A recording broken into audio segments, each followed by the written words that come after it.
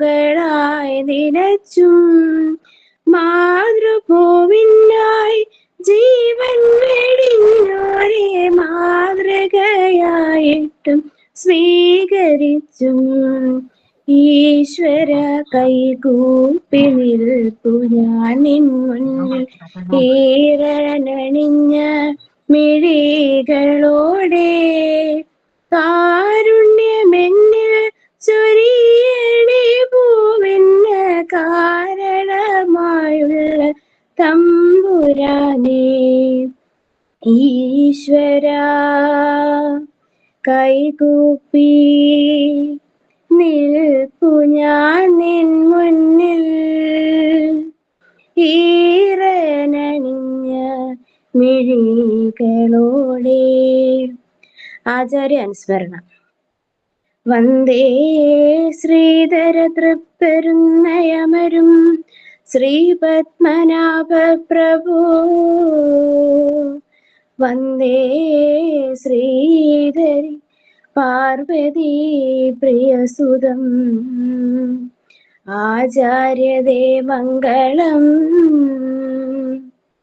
വന്ദേ ഭാരത കേസരീന്ദ്ര സുമതേ കാരുണ്യവാരാനിധേ. വന്ദേ ഹൃത്തട പത്മവത്യസുലസൽ. ആചാര്യ തുഭ്യം നമഃ. നന്ദി വീണ. സ്വാഗത പ്രസംഗത്തിനായി college FIUGP academic coordinator doctor Ranjith Krishnan സാറിനെ ക്ഷണിക്കുന്നു. ബഹുമാനപ്പെട്ട Sanal sir, NSS college principal, ഇന്നത്തെ മുഖ്യ അതിഥിയും റിസോഴ്സ് പേഴ്സണുമായ ഡോക്ടർ സോജു സർ, പ്രിയപ്പെട്ട മാതാപിതാക്കൾ, വിദ്യാർത്ഥികൾ, എൻ്റെ കോളേജിലെ പ്രിയപ്പെട്ട ടീച്ചേഴ്സ്, എല്ലാവരെയും ഏറെ സ്നേഹത്തോടെ ഈ ഒരു ഓറിയന്റേഷൻ സെഷനിലേക്ക് സ്വാഗതം ചെയ്യുന്നു. കഴിഞ്ഞ 3 പതിറ്റാണ്ടുകൾക്കിടയിൽ കേരളത്തിന്റെ ഉന്നത വിദ്യാഭ്യാസ രംഗം ഒരുപാട് മാറ്റങ്ങളിലൂടെ കടന്നു പോയതായിട്ട് നമുക്ക് കാണാൻ കഴിയും. എനിക്ക് തോന്നുന്നു ഇതിൽ പങ്കെടുക്കുന്ന പേരൻസ് എല്ലാവരും, അല്ലെങ്കിൽ ഏറെ പേരും ഓർക്കുന്ന ഒരു 90കളിലെ പ്രീ ഡിഗ്രി ഡീലിങ്കിങ് എന്നൊരു സമ്പ്രദായം ഓർക്കുന്നുണ്ടാവും. അതിനുശേഷമാണ് +2 സ്കൂളുകൾ ഇത്രയധികം വ്യാപകമായത്. അതിൽ നിന്ന് നമ്മൾ ഗ്രേഡിങ്ങിലേക്ക് പോയി. CBCSS എന്നൊരു സിസ്റ്റം 2010 പ്രത്യേകിച്ചും കേരള സർവകലാശാലയിൽ ആദ്യമായിട്ട് അവതരിപ്പിക്കുകയുണ്ടായി. ഗ്രേഡിംഗ് സിസ്റ്റത്തിൽ നിന്ന് നമ്മൾ പതുക്കെ മാർക്കിങ്ങിലേക്ക് പോയി. അങ്ങനെ ഉന്നത വിദ്യാഭ്യാസ രംഗം കാലാകാലങ്ങളിലായിട്ട് ഇങ്ങനെ ചുവട് മാറ്റിക്കൊണ്ടിരിക്കുകയാണ് പുതിയ സാഹചര്യങ്ങൾ അനുസരിച്ച്. പക്ഷെ അതിൽ ഏറ്റവും ശ്രദ്ധേയമായ ഒരു മാറ്റമാണ് ഈ വർഷം കേരളത്തിലെ എല്ലാ സർവകലാശാലകളിലും 4 ഇയർ അണ്ടർ ഗ്രാജുവേറ്റ് പ്രോഗ്രാം അഥവാ FIUGP എന്ന സിസ്റ്റത്തിലേക്ക് മാറുമ്പോൾ നമ്മൾ കാണുന്നത്. തികച്ചും വിദ്യാർത്ഥി കേന്ദ്രീകൃതമായിട്ട് നിർമ്മിച്ചിരിക്കുന്ന FIUGPയുടെ അനന്ത സാധ്യതകളെ കുറിച്ചും അതിനായി ശ്രദ്ധിക്കേണ്ട ചില കാര്യങ്ങളെ കുറിച്ചുമാണ് ഇന്നത്തെ ഈ സെഷൻ പ്രതിപാദിക്കുന്നത്. അധികം ദീർഘിപ്പിക്കുന്നില്ല, ഞാൻ എൻ്റെ കർത്തവ്യത്തിലേക്ക് കടക്കട്ടെ. ആദ്യമായിട്ട് ഈ യോഗത്തിന്റെ അധ്യക്ഷൻ പന്തളം NSS കോളേജിന്റെ ബഹുമാന്യനായ പ്രിൻസിപ്പൽ സനൽ സാറിനെ ഏറെ ബഹുമാനത്തോടെ ഈ മീറ്റിംഗിലേക്ക് സ്വാഗതം ചെയ്യുന്നു. ഇന്നത്തെ resource person doctor Soju S. Soju sir SN college വർക്കലയിലെ അധ്യാപകനാണ്. FIUGP ഫ്രെയിംവർക്കിന്റെ കാര്യത്തിൽ ആദ്യാവസാനം അതിനോടൊപ്പം നിന്ന സോജു സാറിനെ തന്നെ ഇന്ന് നമുക്കിവിടെ മുഖ്യ അതിഥിയായിട്ട് കിട്ടിയത് ഒരു വലിയ ഭാഗ്യമായി തന്നെ കാണുന്നു. തീർച്ചയായും സാറിന്റെ വാക്കുകളിലൂടെ ഇന്ന് ഈ മീറ്റിംഗിൽ പങ്കെടുക്കുന്ന കുട്ടികൾക്കും പേരൻസിനും ഒരു പുതിയ ഒരു ധാരണ ലഭിക്കുമെന്ന് തന്നെയാണ് ഞങ്ങൾ ഉറച്ചു വിശ്വസിക്കുന്നത്. പന്തളം NSS കോളേജ് വളരെ അഭിമാനത്തോടു കൂടിയാണ് ഈ FIUGP നിങ്ങളുടെ മുന്നിലേക്ക് അവതരിപ്പിക്കുന്നത്.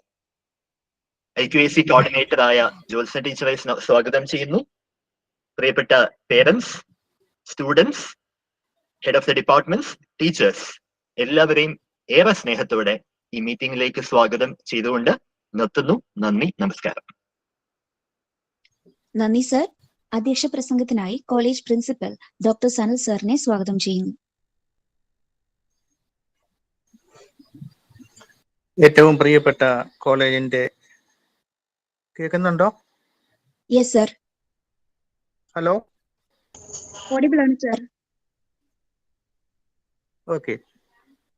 പ്രിയപ്പെട്ട കോളേജിൻ്റെ നമ്മളുടെ academic coordinator Ranjith sir, NEP coordinator Sreeprasad sir, IQAC coordinator Jyotsna teacher, ഇന്നത്തെ നമ്മളുടെ അതിഥിയായി എത്തി ഇന്ന് ഈ ഓൺലൈൻ പ്രോഗ്രാമിൽ വിലയേറിയ നിർദ്ദേശങ്ങളും അഭിപ്രായങ്ങളും പുതിയ രീതിയിലുള്ള നമ്മളുടെ 4 വർഷ കോഴ്സിൻ്റെ പ്രത്യേകതകളും വിദ്യാർത്ഥികൾക്കായും പേരൻസിനായും പിന്നെ നമ്മളുടെ അധ്യാപകർക്കായി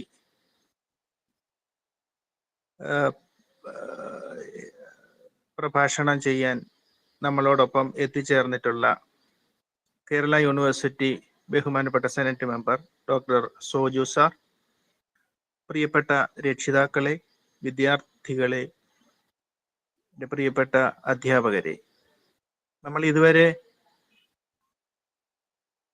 3 വർഷ ഡിഗ്രി കോഴ്സുമായി ദീർഘകാലമായി പരിചയം ഉള്ള ആളുകളാണ്. നമ്മൾ പുതിയ ഒരു രീതിയിലേക്ക് മാറ്റപ്പെടുകയാണ്.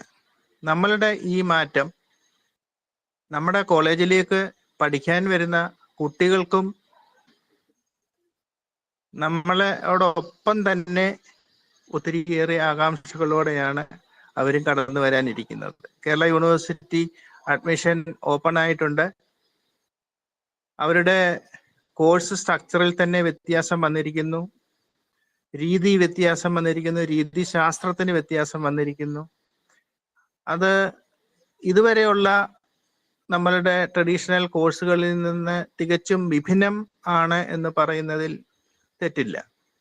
ആ രീതിയോട് പൊരുത്തപ്പെടുന്നതിനും ആ രീതിയിലുള്ള അഡ്മിഷൻ എങ്ങനെയാണ്, ഏത് കോഴ്സാണ് നമ്മൾ സെലക്ട് ചെയ്യേണ്ടത്, എങ്ങനെയാണ് കോഴ്സുകൾ തിരഞ്ഞെടുക്കുന്നത്, ഈ രീതിയിലുള്ള കാര്യങ്ങളൊക്കെ കുട്ടികൾക്കും അവരുടെ രക്ഷിതാക്കൾക്കും നല്ല രീതിയിൽ തന്നെ അറിഞ്ഞിരിക്കേണ്ടതാണ്.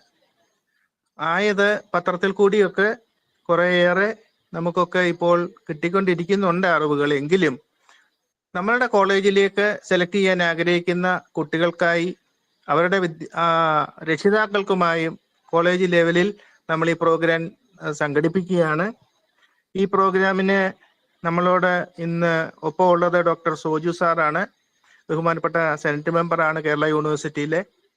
അപ്പൊ സാറ് ഇത് വളരെ വിശദമായി തന്നെ ഈ പുതിയ രീതിയുമായി ബന്ധപ്പെട്ട് കേരള യൂണിവേഴ്സിറ്റിയുടെ അക്കാദമിക തലത്തിൽ പ്രവർത്തിക്കുന്ന ആളാണ്. സാറിന് ധാരാളം കാര്യങ്ങൾ നമ്മളോട് പറയാനുണ്ട്. സാറിനെ കോളേജിന്റെ പേരിൽ ഞാൻ പ്രത്യേകം സ്വാഗതം ചെയ്യുന്നു. എല്ലാ ഇതിൽ പങ്കെടുക്കുന്ന എല്ലാ വിദ്യാർത്ഥിനികൾക്കും രക്ഷിതാക്കൾക്കും അധ്യാപകർക്കും ഏവർക്കും നല്ല ഒരു ശുഭ സായാഹ്നം ആശംസിച്ചുകൊണ്ട് ഈ പ്രോഗ്രാം ഉദ്ഘാടനം ചെയ്തതായി പ്രഖ്യാപിക്കുന്നു. Thank you. നന്ദി സനൽ സർ. FIUGP നമ്മൾക്ക് ഇന്ന് പരിചയപ്പെടുത്തി തരുന്നത് കേരള സർവകലാശാല FIUGP റെഗുലേഷൻ കമ്മിറ്റി കൺവീനറും യൂണിവേഴ്സിറ്റി സെനറ്റ് മെമ്പറുമായ ഡോക്ടർ സോജു എസ് സാർ ആണ്. അദ്ദേഹം വർക്കല SN കോളേജിലെ ഫാക്കൽറ്റി മെമ്പറും കൂടിയാണ്. സെഷൻ ആരംഭിക്കുവാനായി അദ്ദേഹത്തെ സ്വാഗതം ചെയ്യുന്നു. Welcome sir. Thank you. ഏറെ ബഹുമാനപ്പെട്ട പന്തളം NSS കോളേജിന്റെ പ്രിൻസിപ്പൽ, പന്തളം NSS കോളേജിലെ FIUGPയുടെ അക്കാഡമിക് കോർഡിനേറ്ററായ രഞ്ജിത്ത് സർ, ഏറെ ബഹുമാനമുള്ള എൻ്റെ സഹപ്രവർത്തകരെ, രക്ഷിതാക്കളെ, ഏറെ പ്രിയപ്പെട്ട വിദ്യാർത്ഥികളെ, ഇന്ന് നമ്മളിവിടെ എല്ലാം ചേർന്നിരിക്കുന്നത് ഓൺലൈനായിട്ട് നമ്മളിവിടെ ഒരു മീറ്റിംഗ് സംഘടിപ്പിച്ചിരിക്കുന്നത് നേരത്തെ സൂചിപ്പിച്ചതുപോലെ 4 വർഷ ബിരുദ പ്രോഗ്രാമുകൾ എത്തരത്തിലാണ് നടപ്പിലാക്കുന്നത് എന്നതിനെ കുറിച്ച് മനസ്സിലാക്കാൻ വേണ്ടിയിട്ടാണ്. അപ്പോൾ ആദ്യമേ തന്നെ പറയട്ടെ, വിദ്യാർത്ഥികളെ സംബന്ധിച്ചിടത്തോളം അവർ വളരെ ഞെട്ടലോടെ ആയിരിക്കും കേട്ടത് 4 വർഷ ബിരുദ പ്രോഗ്രാമാണ്. അതായത് നേരത്തെ 3 വർഷം കൊണ്ട് ഡിഗ്രി എടുക്കാമായിരുന്നു, ഇനിയിപ്പോൾ 4 വർഷം കൊണ്ട് മാത്രമേ ഡിഗ്രി എടുക്കാൻ സാധിക്കുകയുള്ളൂ എന്നുള്ള ഒരു ആവലാതിയിലാണ് കുട്ടികൾ പലരും. എന്നാൽ ആ ഒരു ആശങ്കയ്ക്ക് യാതൊരു വകയും ഇല്ല എന്ന് തന്നെ ആദ്യമേ പറയട്ടെ. ഇതിന്റെ പേര് 4 വർഷ ബിരുദ പ്രോഗ്രാം എന്നാണെങ്കിലും ഒരു കുട്ടിക്ക് ഡിഗ്രി സമ്പാദിക്കാൻ സത്യത്തിൽ 3 വർഷം കൊണ്ട് സാധിക്കും. ഈ പുതിയ സംവിധാനത്തിൽ യഥാർത്ഥത്തിൽ കുട്ടിക്ക് 2.5 വർഷം കൊണ്ട് പോലും ഒരു ഡിഗ്രി സമ്പാദിക്കാനായിട്ട് സാധിക്കും എന്നുള്ളതാണ് ഇതിന്റെ പ്രത്യേകത. ഇവിടെ സ്വാഗതം ആശംസിച്ചപ്പോൾ രഞ്ജിത്ത് സാർ പറഞ്ഞു, ഇത് വിദ്യാർത്ഥി കേന്ദ്രീകൃതമായിട്ടുള്ള ഒരു പഠന സമ്പ്രദായമാണ് എന്ന് സൂചിപ്പിച്ചു. തീർച്ചയായിട്ടും വിദ്യാർത്ഥികളുടെ കേന്ദ്രീകൃതമായിട്ടുള്ള അല്ലെങ്കിൽ വിദ്യാർത്ഥി കേന്ദ്രീകൃതമായിട്ടുള്ള ഒരു പാഠ്യ പദ്ധതിയാണ് ഈ FIUGP എന്നുള്ളത്. അതുകൊണ്ട് തന്നെ വിദ്യാർത്ഥിക്ക് നല്ല സ്വാതന്ത്ര്യം ഇതിനകത്ത് ഈ FIUGPക്കകത്ത് ഉണ്ട്. അതുപോലെ തന്നെ FIUGPയിൽ ഈ 4 ഇയർ അണ്ടർ ഗ്രാജുവേറ്റ് പ്രോഗ്രാമിൽ ചേരുന്ന കുട്ടിക്ക് നല്ല ഫ്ലെക്സിബിലിറ്റിയും ഉണ്ട്. അതിന് ഞാൻ നേരത്തെ സൂചിപ്പിച്ചതുപോലെ 2.5 വർഷം കൊണ്ട് വേണമെങ്കിൽ കോഴ്സ് പൂർത്തിയാക്കി ഡിഗ്രി സമ്പാദിച്ച് പുറത്തു പോകാനുള്ള സാധ്യതയുമുണ്ട്. അപ്പോൾ ഇത് എന്താണ് ഈ ഒരു വിദ്യാർത്ഥി ഇതിനകത്ത് അറിയേണ്ട കാര്യങ്ങൾ എന്നൊക്കെയുള്ളത് നമുക്ക് ആദ്യം ഒന്ന് നോക്കാം. അത് കഴിഞ്ഞതിന് ശേഷം ഇതുമായി ബന്ധപ്പെട്ട ചോദ്യോത്തരം നമുക്കാകാം. ഇവിടെ നമ്മൾ എങ്ങനെയാണ് അഡ്മിഷൻ തേടുന്നത്? ഞാൻ പ്രധാനമായും ഇവിടെ അഭിസംബോധന ചെയ്യുന്നത് പ്രിയപ്പെട്ട വിദ്യാർത്ഥികളെയും അതുപോലെ രക്ഷിതാക്കളെയുമാണ്. അതുകൊണ്ട് തന്നെ രക്ഷിതാക്കൾക്കും വിദ്യാർത്ഥികൾക്കും ആവശ്യമായ കാര്യങ്ങളായിരിക്കും ഇതിനകത്ത് കൂടുതലായി പ്രതിപാദിക്കുന്നതെന്ന് ആദ്യമേ ഞാൻ പറഞ്ഞുകൊള്ളട്ടെ.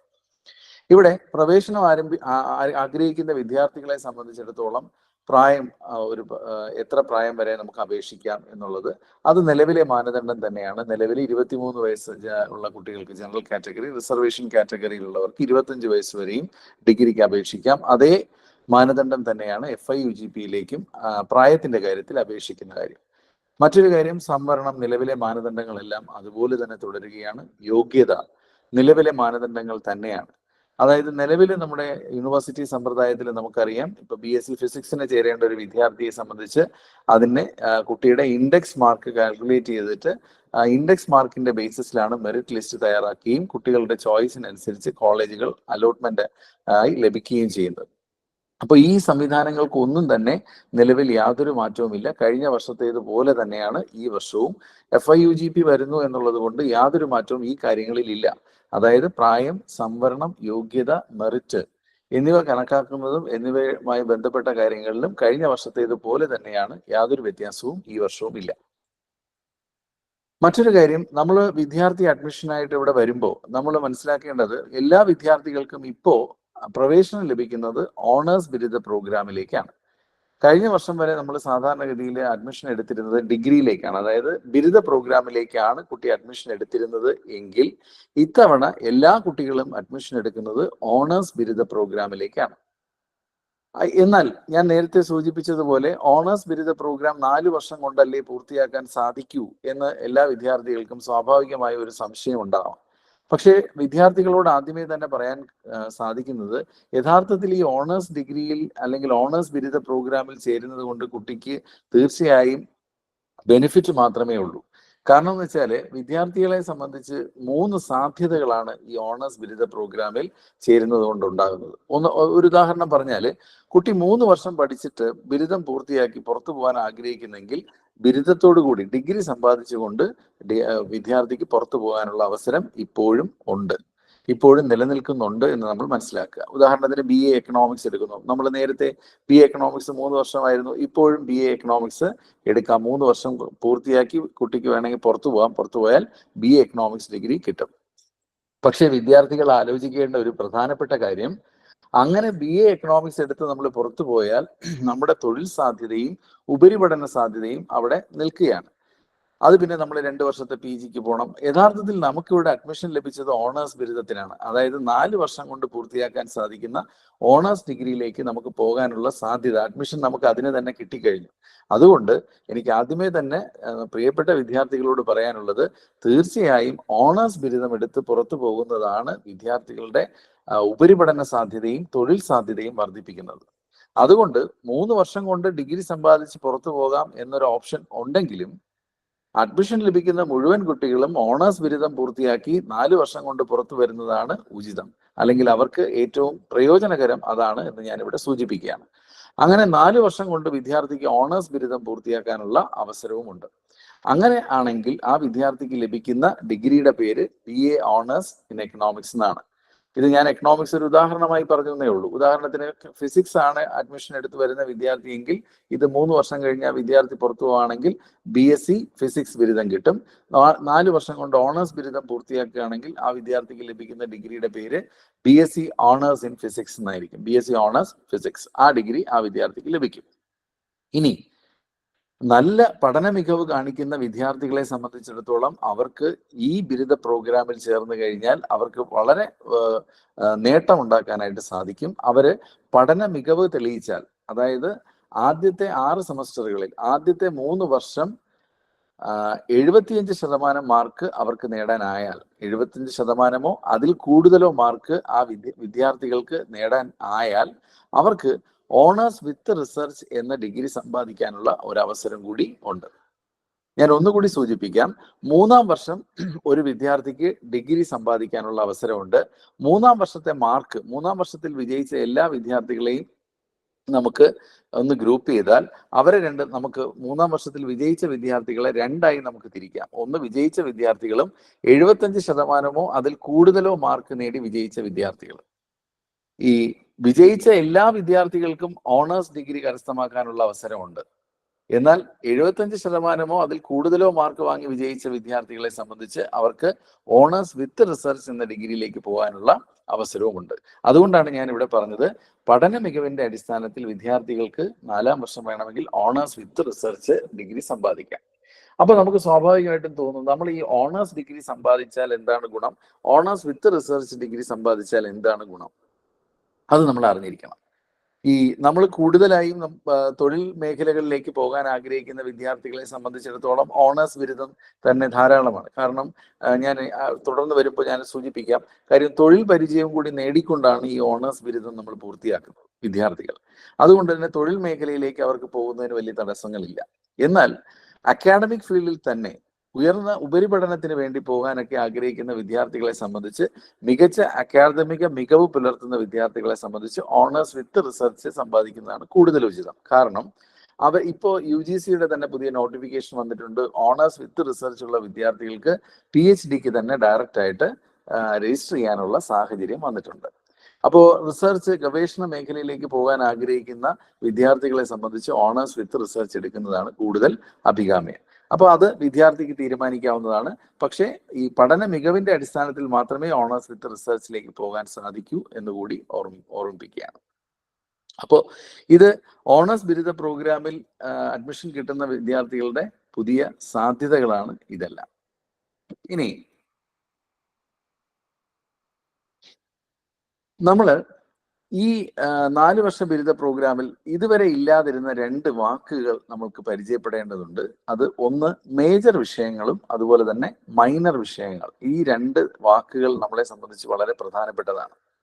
ഇപ്പൊ നമ്മുടെ വിദ്യാർത്ഥികളെല്ലാം അറിഞ്ഞിരിക്കേണ്ടത് അവരുടെ മേജർ വിഷയങ്ങൾ ഏതാണ്, മൈനർ വിഷയങ്ങൾ ഏതാണ് എന്ന് വിദ്യാർത്ഥിയെ സംബന്ധിച്ച് കൃത്യമായി മനസ്സിലാക്കിയിരിക്കണം.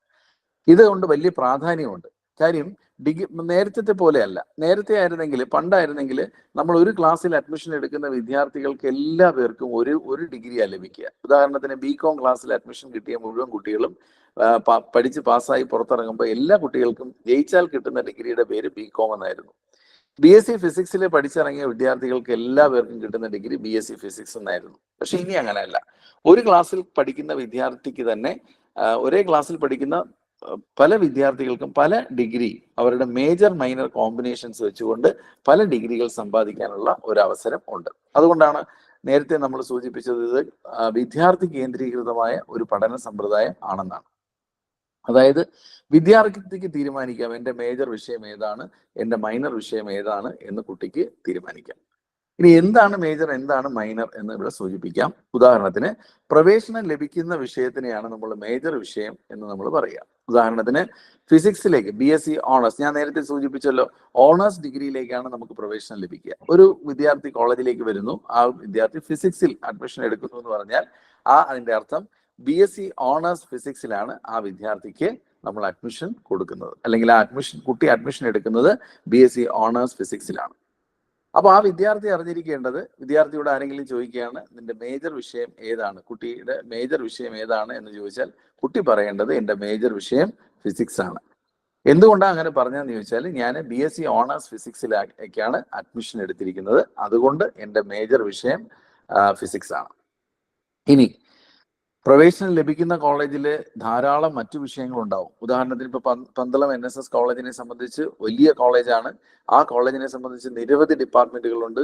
ഭാഷാ വിഷയങ്ങൾ ധാരാളമായിട്ടുണ്ട്, ശാസ്ത്ര വിഷയങ്ങൾ ധാരാളമായിട്ടുണ്ട്, മാനവിക വിഷയങ്ങൾ ധാരാളമായിട്ടുണ്ട്, കൊമേഴ്സ് ഉണ്ട്. വിവിധ തരം വിഷയങ്ങൾ, വിവിധ ഡിസിപ്ലിനുകളിലെ നിരവധി കോഴ്സുകൾ അവിടെ ഓഫർ ചെയ്തിട്ടുണ്ട്. അതിൽ ഡിസിപ്ലിൻ സ്പെസിഫിക് കോർ കോഴ്സുകൾ എന്ന് പറഞ്ഞാൽ ആ ഡിപ്പാർട്ട്മെന്റുകളുള്ള അവിടുത്തെ വിഷയങ്ങൾ അവർ ഓഫർ ചെയ്യുന്ന കോഴ്സുകൾ, പല കോഴ്സുകൾ എടുത്തു കഴിഞ്ഞാൽ അല്ലെങ്കിൽ ലഭ്യമായ മറ്റു കോഴ്സുകളെല്ലാം തന്നെ എബിലിറ്റി എൻഹാൻസ്മെന്റ് കോഴ്സുകൾ ഒഴിച്ച് ബാക്കി എല്ലാ കോഴ്സുകളെയും നമുക്ക് എന്തായിട്ട് മൈനർ വിഷയങ്ങളായിട്ട് തിരഞ്ഞെടുക്കാനായിട്ട് സാധിക്കും. ഇപ്പോൾ ഈ കോളേജിൽ ചേരുന്ന അല്ലെങ്കിൽ ഈ വിദ്യാർത്ഥി BSc ഓണേഴ്സ് ഫിസിക്സ് മേജർ ആയിട്ട് എടുത്ത് ഫിസിക്സ് മേജർ ആയിട്ട് വന്ന വിദ്യാർത്ഥിയെ സംബന്ധിച്ചിടത്തോളം അവിടെ കെമിസ്ട്രി ഉണ്ട്, മാത്തമാറ്റിക്സ് ഉണ്ടാവും, അതുപോലെ തന്നെ മറ്റ് ശാസ്ത്ര വിഷയങ്ങൾ ഉണ്ടാവും, ജിയോളജി ഉണ്ടാവും, ചിലപ്പോൾ ജിയോഗ്രഫി ഉണ്ടാവും, ചിലപ്പോൾ ബോട്ടണി ഉണ്ടാവും, സുവോളജി ഉണ്ടാവും. ഈ വിഷയങ്ങളെല്ലാം തന്നെ മൈനറായിട്ട് പഠിക്കാനുള്ള സ്വാതന്ത്ര്യം കുട്ടിക്ക് ഉണ്ട്. എങ്കിലും കുട്ടികൾ അറിഞ്ഞിരിക്കേണ്ട ഒരു പ്രധാനപ്പെട്ട വിഷയം, നമുക്ക് ഇതിനെല്ലാം ഉള്ള ചോയ്സ് ഉണ്ട്. ഉദാഹരണത്തിന് BSc ഫിസിക്സ് അല്ലെങ്കിൽ ഓണേഴ്സ് ഫിസിക്സ് എടുത്ത് വന്ന വിദ്യാർത്ഥിയെ സംബന്ധിച്ചിടത്തോളം എക്കണോമിക്സ് എടുക്കാനോ ഹിസ്റ്ററിയോ വേണമെങ്കിലും മൈനറായിട്ട് പഠിക്കാനുള്ള സ്വാതന്ത്ര്യം വിദ്യാർത്ഥിക്ക് ഉണ്ട്. എന്നിരുന്നാൽ തന്നെയും നമുക്ക് കൃത്യമായ ഒരു ധാരണ വിദ്യാർത്ഥികളെ സംബന്ധിച്ച് ഉണ്ടാവണം. തീർച്ചയായിട്ടും ഫിസിക്സ് മേജറായിട്ട് എടുക്കുന്ന ഒരു വിദ്യാർത്ഥിയെ സംബന്ധിച്ച് കെമിസ്ട്രിയോ മാത്തമാറ്റിക്സോ ഒക്കെ തന്നെ മൈനർ വിഷയങ്ങളായിട്ട് പഠിക്കുന്നതാണ് ഏറ്റവും അഭികാമ്യം. കാരണം എന്ന് വെച്ചാൽ ആ വിദ്യാർത്ഥിക്ക് ആ വിദ്യാർത്ഥിയുടെ കരിയർ ഡെവലപ്പ് ചെയ്ത് പോകുന്നതിന് ഇത്തരം വിഷയങ്ങൾ അനുബന്ധമായി പഠിക്കുന്ന അല്ലെങ്കിൽ മൈനറായി പഠിക്കുന്നത് തന്നെയാണ് ഏറ്റവും അനുയോജ്യം. എന്നിരുന്നാലും കുട്ടിക്ക് മറ്റൊരു സാധ്യത കൂടി ഉണ്ട് എന്ന് ഞാനിവിടെ സൂചിപ്പിക്കുകയാണ്. ഇനി വിദ്യാർത്ഥിയെ സംബന്ധിച്ച് ആദ്യത്തെ 3 സെമസ്റ്ററുകളിലാണ് പ്രധാനമായും മൈനർ കോഴ്സുകൾ പഠിക്കുക. ആ മൈനർ കോഴ്സുകൾ പഠിക്കുമ്പോൾ ഒരു വിദ്യാർത്ഥി ഒരു വിഷയം മാത്രമേ മൈനറായിട്ട് പഠിക്കുന്നുള്ളൂ. ഒരു വിഷയം മാത്രമേ മൈനറായിട്ട് പഠിക്കുന്നു എന്ന് പറഞ്ഞാൽ എൻ്റെ അർത്ഥം ഒരു കോഴ്സേ പഠിക്കുന്നു അല്ലെങ്കിൽ ഒരു പേപ്പറേ പഠിക്കുന്നു എന്നുള്ളതല്ല അർത്ഥം. ആദ്യത്തെ 3 സെമസ്റ്ററുകളിലായി 6 പേപ്പറുകൾ പഠിക്കും. ഈ സബ്ജക്റ്റുകളെയാണ് നമ്മൾ കോഴ്സ് എന്ന് വിളിക്കുക. അപ്പൊ 6 കോഴ്സുകൾ പഠിക്കും, 6 സബ്ജക്റ്റ് ഒരേ വിഷയത്തിൽ പഠിക്കും. അങ്ങനെയാണെങ്കിൽ ഒരു വിഷയം മാത്രം മൈനറായി ഒരു വിദ്യാർത്ഥി തിരഞ്ഞെടുത്താൽ ആ വിദ്യാർത്ഥിക്ക് ലഭിക്കുന്ന ഡിഗ്രി അല്ലെങ്കിൽ ബിരുദം ഇങ്ങനെയായിരിക്കും. അതായത് BSc ഓണേഴ്സിലേക്ക് അഡ്മിഷൻ എടുത്ത ഒരു വിദ്യാർത്ഥിയുടെ മേജർ വിഷയം ഫിസിക്സ് ആണ്. ആ ഫിസിക്സ് മേജർ എടുത്ത വിദ്യാർത്ഥി ഒരു മൈനർ വിഷയം മാത്രം പഠിക്കുകയാണെങ്കിൽ ആ വിദ്യാർത്ഥിക്ക് ലഭിക്കുന്ന ഡിഗ്രിയുടെ പേര് BSc physics major with chemistry minor എന്നായിരിക്കും. 3 വർഷം കൊണ്ട് പുറത്തു പോവുകയാണെങ്കിൽ. ഇനി വിദ്യാർത്ഥി 4 വർഷം കൊണ്ടേ പുറത്തു പോകുന്നുള്ളൂ എങ്കിൽ 4-ാം വർഷം കൂടെ കംപ്ലീറ്റ് ചെയ്യുകയാണെങ്കിൽ കുട്ടിക്ക് ലഭിക്കുന്ന ഡിഗ്രിയുടെ പേര് BSc honours physics major with chemistry minor എന്നായിരിക്കും. അത് വേണമെങ്കിൽ ചില കുട്ടികൾ കെമിസ്ട്രി മൈനർ ആയിരിക്കും, ചില കുട്ടികൾ മാത്തമാറ്റിക്സ് മൈനർ ആയിരിക്കും, അങ്ങനെയൊക്കെ. അതായത് ഒരു വിഷയം മാത്രമേ ഈ വിദ്യാർത്ഥി മൈനറായി തിരഞ്ഞെടുക്കുന്നുള്ളൂ. അതാണ് ഇതിന്റെ പ്രത്യേകത. മനസ്സിലായി എന്ന് വിചാരിക്കുകയാണ്. ഇനി 2 വിഷയങ്ങൾ മൈനറായിട്ട് പഠിക്കുന്നു. ആദ്യത്തെ 3 സെമസ്റ്ററുകളിലായി 2 വിഷയങ്ങൾ ഒരു വിദ്യാർത്ഥി മൈനറായി തിരഞ്ഞെടുത്താൽ ആ വിദ്യാർത്ഥിക്ക് ലഭിക്കുന്ന ബിരുദം എങ്ങനെയായിരിക്കും?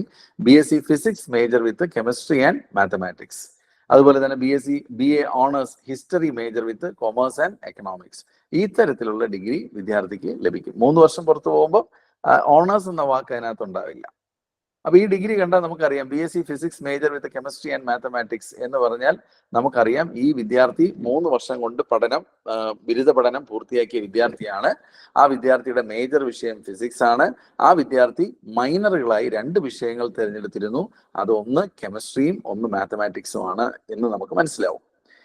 ഇനി 2-ൽ കൂടുതൽ വിഷയങ്ങൾ മൈനറായി തിരഞ്ഞെടുത്താൽ, അതായത് മേജർ വിഷയം ഈ വിദ്യാർത്ഥിയുടേത്, ഉദാഹരണം ഞാൻ ഇവിടെ സൂചിപ്പിക്കുന്നത് ഫിസിക്സ് വിദ്യാർത്ഥിയാണെങ്കിലും ആ വിദ്യാർത്ഥി 2-ൽ കൂടുതൽ മൈനർ വിഷയങ്ങൾ തിരഞ്ഞെടുത്താൽ ആ വിദ്യാർത്ഥിക്ക് മൈനർ വിഷയത്തിൽ നിശ്ചിത ക്രെഡിറ്റ് ആർജിക്കാൻ സാധിക്കില്ല.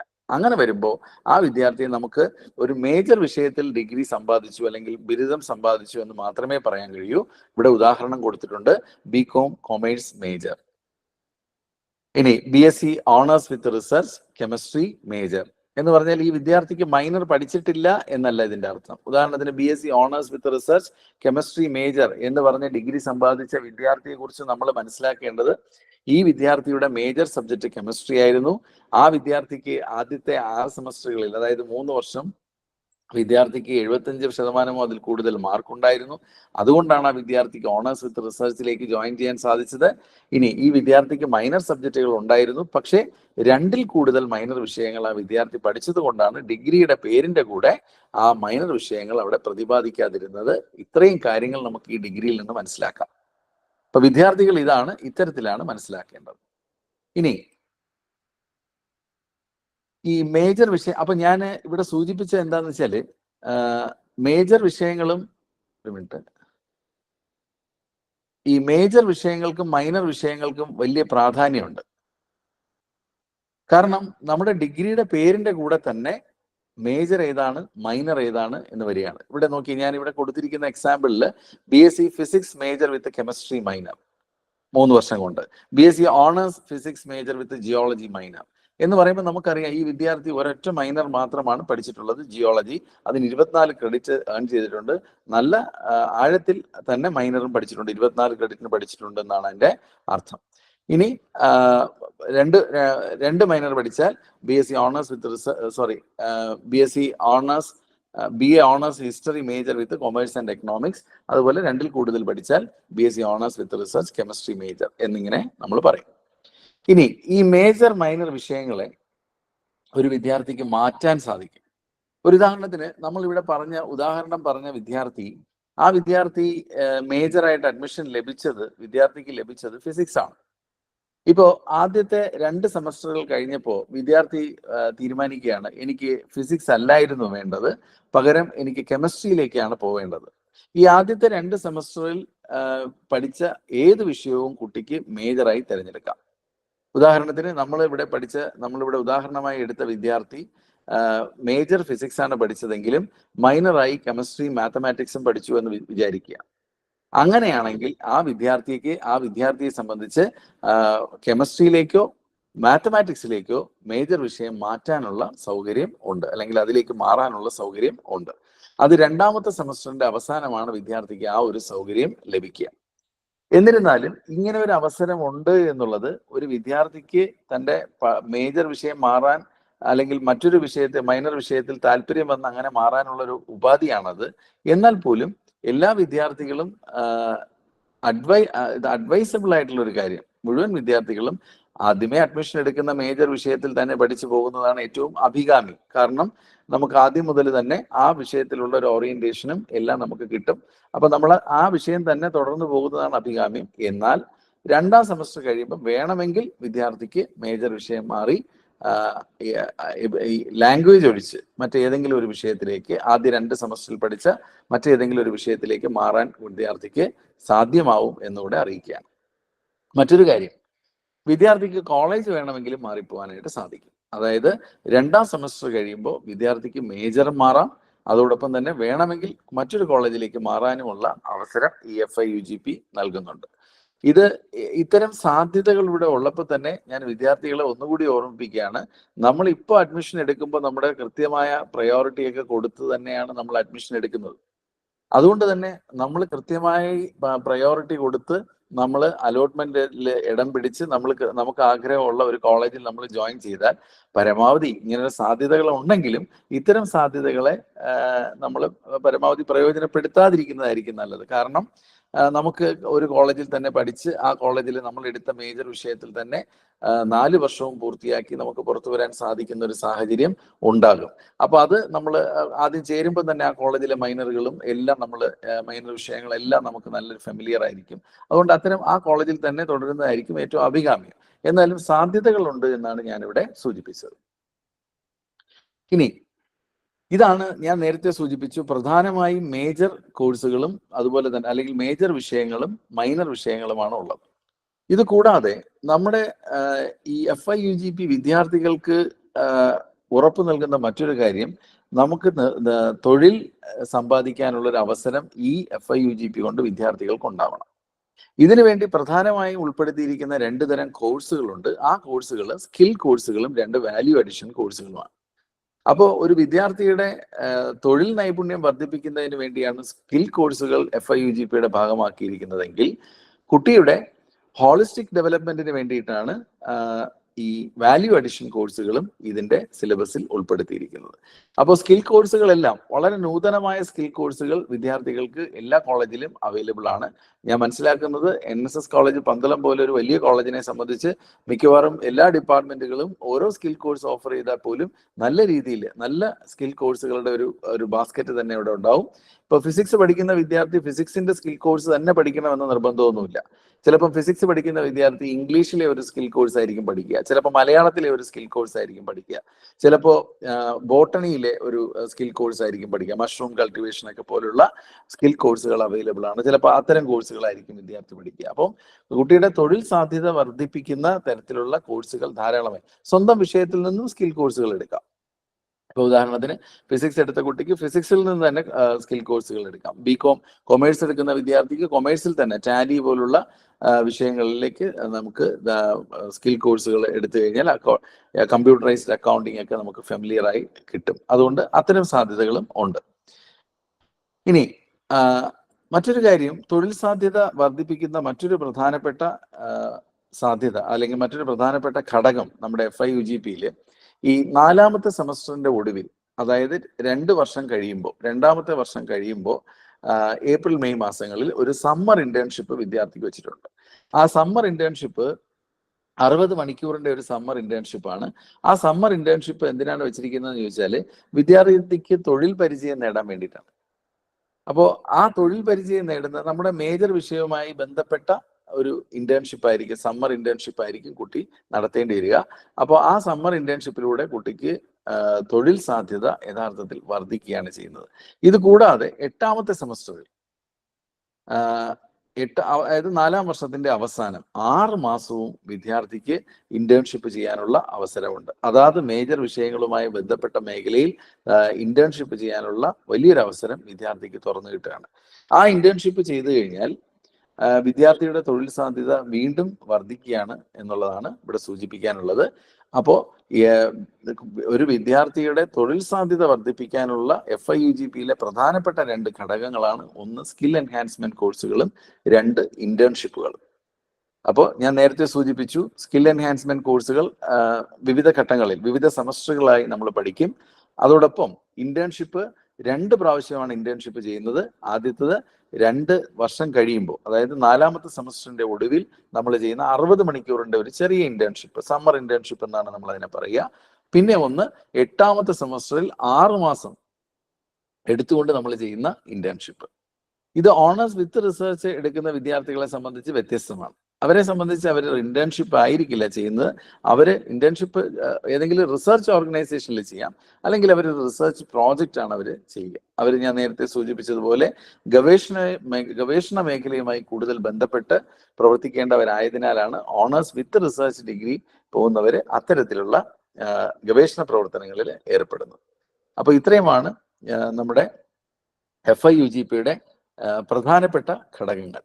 അപ്പോൾ ഇനി FIUGPയിൽ ബന്ധപ്പെട്ട് വിദ്യാർത്ഥികൾക്കുള്ള മറ്റു ചില അഡ്വാൻറ്റേജുകളും കൂടെ ഞാനിവിടെ സൂചിപ്പിച്ചുകൊണ്ട് അവസാനിപ്പിക്കാം. അതിൽ ഏറ്റവും പ്രധാനപ്പെട്ടത് ഒന്ന് ഫാസ്റ്റ് ട്രാക്ക് സംവിധാനമാണ്. അതായത് N-1 സെമസ്റ്ററിൽ വിദ്യാർത്ഥിക്ക് ഡിഗ്രി, ഓണേഴ്സ് ഡിഗ്രി അല്ലെങ്കിൽ ഓണേഴ്സ് വിത്ത് റിസർച്ച് ഡിഗ്രി സമ്പാദിക്കാൻ പറ്റും. എന്താണ് ഈ N-1 സെമസ്റ്റർ എന്ന് ചോദിച്ചു കഴിഞ്ഞാൽ, N എന്ന് പറയുന്ന ആകെ സെമസ്റ്ററുകളുടെ എണ്ണം, അതിൽ നിന്ന് ഒരു സെമസ്റ്റർ കുറച്ചുകൊണ്ട്, ഉദാഹരണത്തിന് 3 വർഷം കൊണ്ടാണ് നമുക്ക് ഡിഗ്രി സമ്പാദിക്കാൻ സാധിക്കുക. ഇപ്പൊ നമുക്ക് എക്സിറ്റ് എന്ന് പറയുന്നത് 3 വർഷം കഴിയുമ്പോഴേ ഉള്ളൂ. 3 വർഷം കഴിയുമ്പോൾ ഡിഗ്രി സമ്പാദിക്കാം. പക്ഷെ നമുക്ക് 6 സെമസ്റ്ററിന് പകരം 6-1 5 സെമസ്റ്ററിൽ ഡിഗ്രി സമ്പാദിച്ച് നമുക്ക് പുറത്തു പോകാം. അതെങ്ങനെ സാധിക്കും എന്ന് ചോദിച്ചു കഴിഞ്ഞാൽ, ഓൺലൈൻ കോഴ്സുകളുടെ സാധ്യതയും കൂടെ പ്രയോജനപ്പെടുത്തിക്കൊണ്ടാണ് ഒരു വിദ്യാർത്ഥിക്ക് 5 സെമസ്റ്ററിൽ ഡിഗ്രി പാസ്സായി പുറത്തു പോകാൻ സാധിക്കുക. അതുപോലെ 8 സെമസ്റ്റർ വരെ, 8ാം സെമസ്റ്റർ കഴിയുന്നതിന് മുമ്പ് 7 സെമസ്റ്ററുകൾ കൊണ്ട്, അതായത് 3.5 വർഷം കൊണ്ട് നമുക്ക് ഓണേഴ്സ് ഡിഗ്രിയോ ഓണേഴ്സ് വിത്ത് റിസർച്ച് ഡിഗ്രിയോ കരസ്ഥമാക്കാനും വിദ്യാർത്ഥിക്ക് സാധിക്കും.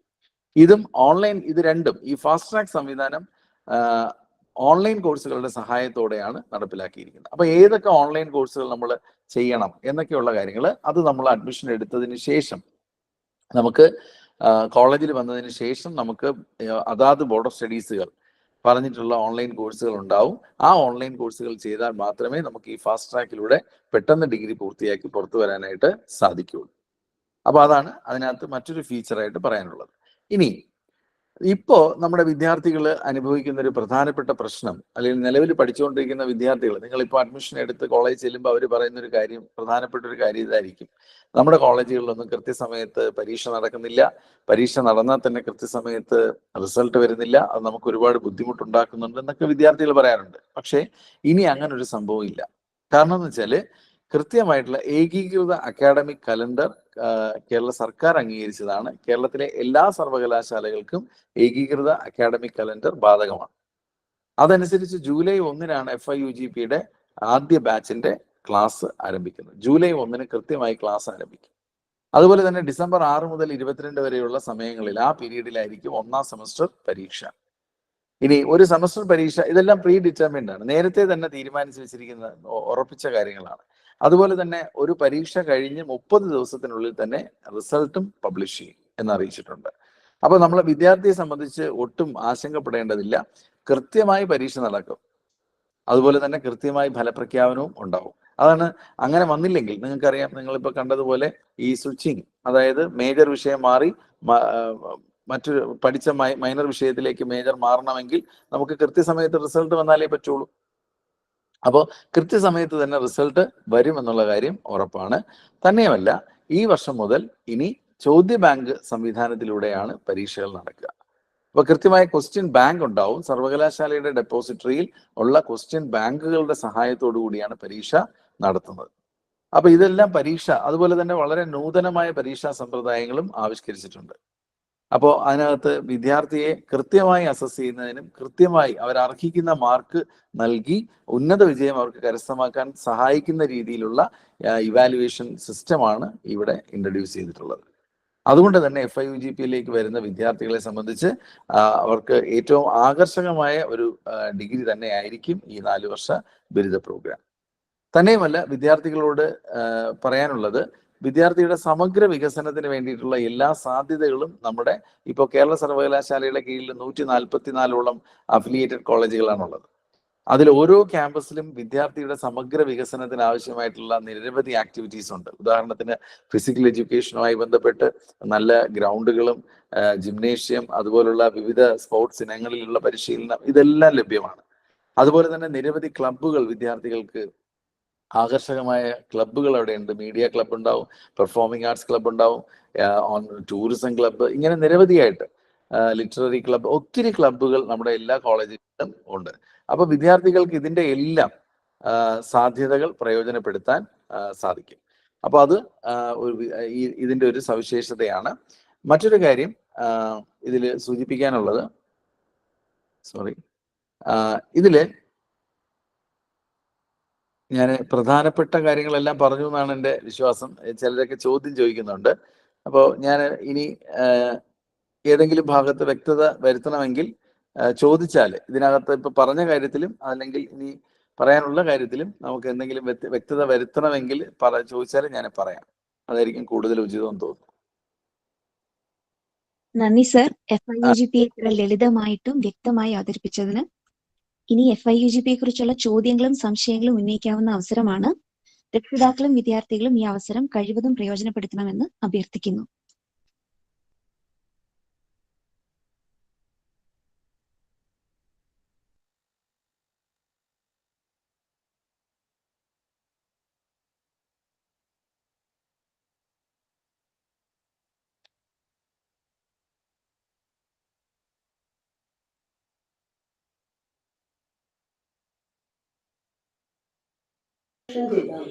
PG പഠനത്തെ ഇതിന്റെ തുടർച്ചയായിട്ട് എങ്ങനെയാണ് കൈകാര്യം ചെയ്യുന്നതെന്ന് അറിഞ്ഞാൽ കൊള്ളാം. Okay sir. നിലവിലെ PG 2 വർഷത്തെ PG നിലവിൽ ഉണ്ടാവും, തുടരും. 3 വർഷം കൊണ്ട് എക്സിറ്റ് ആവുന്ന, ഡിഗ്രി എടുത്ത് പുറത്തു വരുന്ന വിദ്യാർത്ഥികളെ സംബന്ധിച്ചിടത്തോളം അവര് 2 വർഷത്തെ PG ചെയ്യേണ്ടി വരും. അതുപോലെ തന്നെ പുതിയ UGCയുടെ ഡ്രാഫ്റ്റ് PG കരിക്കുലം ഫ്രെയിംവർക്ക് പുറത്തിറക്കിയിട്ടുണ്ട്. അതിൻ പ്രകാരം ഡ്രാഫ്റ്റ് ആണ് പുറത്തിറക്കിയിട്ടുള്ളത്. അതിൻ പ്രകാരം ഓണേഴ്സ് ഡിഗ്രി എടുക്കുന്ന വിദ്യാർത്ഥികളെ സംബന്ധിച്ച് PGയുടെ 2ാം വർഷത്തിലേക്ക് ലാറ്ററൽ എൻട്രി ലഭിക്കും. അതായത് ഓണേഴ്സ് ഡിഗ്രി എടുക്കുന്ന എല്ലാ വിദ്യാർത്ഥികളും പിന്നെ PG 1 വർഷം മതിയാകും. ഈ ഓണേഴ്സ് ഡിഗ്രി കുട്ടിയുടെ ഉപരിപഠന സാധ്യതയെ പരിപോഷിപ്പിക്കുന്നു മാത്രമേ ഉള്ളൂ എന്നാണ് ഞാൻ സൂചിപ്പിച്ചത്. സാർ വ്യക്തമാണോ? വ്യക്തമാണ് സാർ, നന്നായിരുന്നു, കാര്യങ്ങൾ മനസ്സിലായി. ഒരു സംശയം കൂടിയുണ്ട്. അതായത് ഇപ്പൊ നമ്മൾ മെയിൻ എടുത്ത വിഷയം മാറ്റാം, 1 വർഷം കഴിയുമ്പോൾ, അത് 2 സെമസ്റ്റർ കഴിയുമ്പോൾ മാറ്റാമെന്ന് പറഞ്ഞു. പക്ഷെ അപ്പോഴൊക്കെ നമ്മുടെ ഈ കോളേജിൽ അവൈലബിൾ ആയിട്ടുള്ള സീറ്റുകളും ആയിട്ട് ഇത് പിന്നെ കോറിലേറ്റഡ് അല്ലേ? സീറ്റ് ഉണ്ടാവുമോ? ഇപ്പൊ തന്നെ ഫിസിക്സ് എടുത്ത് പഠിക്കുന്ന ഒരു കുട്ടി, ഫിസിക്സ് പ്രധാന വിഷയമായി പഠിക്കുന്ന കുട്ടി 2 സെമസ്റ്റർ കഴിയുമ്പോൾ കെമിസ്ട്രിയിലേക്ക് മാറണം തോന്നുമ്പോൾ അവിടുത്തെ സീറ്റിന്റെ അവൈലബിലിറ്റി പ്രശ്നമാവില്ലേ? അതുപോലെ തന്നെ PGയിൽ പോകുമ്പോഴും ഇപ്പോൾ ലാറ്ററൽ എൻട്രിക്ക് അവിടെ അനുവദിച്ചിരിക്കുന്ന ആ കോളേജിൽ അനുവദിച്ചിരിക്കുന്ന സീറ്റുകൾ അത് പ്രശ്നമാവുമോ എന്നുള്ളതെന്ന് അറിഞ്ഞാൽ കൊള്ളാം. തീർച്ചയായിട്ടും വളരെ പ്രസക്തമായ ചോദ്യമാണ് ചോദിച്ചത്. ഇപ്പോ ഫിസിക്സ് മേജർ എടുത്ത് പഠിച്ചുകൊണ്ടിരിക്കുന്ന വിദ്യാർത്ഥി 2 സെമസ്റ്റർ കഴിയുമ്പം കെമിസ്ട്രിയിലേക്ക് മേജർ മാറാൻ ആഗ്രഹിച്ചാൽ എന്ത് ചെയ്യും? അവിടെ നിന്ന് ആരും മാറിയില്ലെങ്കിൽ സീറ്റ് വേണ്ടതെന്നുള്ളതാണ്. 1ാം വർഷം കഴിയുമ്പോൾ എല്ലാ വിഷയങ്ങളിലും, എല്ലാ മേജർ വിഷയങ്ങളിലും 10% സീറ്റിന്റെ വർധനവ് ഉണ്ടാവും.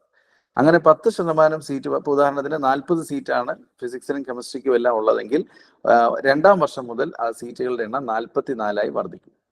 അപ്പോൾ ഒരു വിദ്യാർത്ഥിയും അവിടെ നിന്ന് മാറിപ്പോയില്ലെങ്കിൽ പോലും 4 വിദ്യാർത്ഥികൾക്ക് കെമിസ്ട്രിയിലേക്ക് മേജറിലേക്ക് മാറാനുള്ള സാഹചര്യം അവിടെ ഉണ്ട്. അപ്പോൾ അഡീഷണൽ സീറ്റുകൾ അവിടെ ഉണ്ടാവും, 10% എല്ലാത്തിലും ഉണ്ടാവും. അപ്പൊ ഇതാണ് അതിനെക്കുറിച്ച് പറയാനുള്ളത്. മറ്റൊന്ന് PGയിലെ നമ്മുടെ സീറ്റിന്റെ വർധന. PGയെ കുറിച്ച് സത്യത്തിൽ നമ്മുടെ PG curriculum framework UGC release ചെയ്തിട്ടേ ഉള്ളൂ.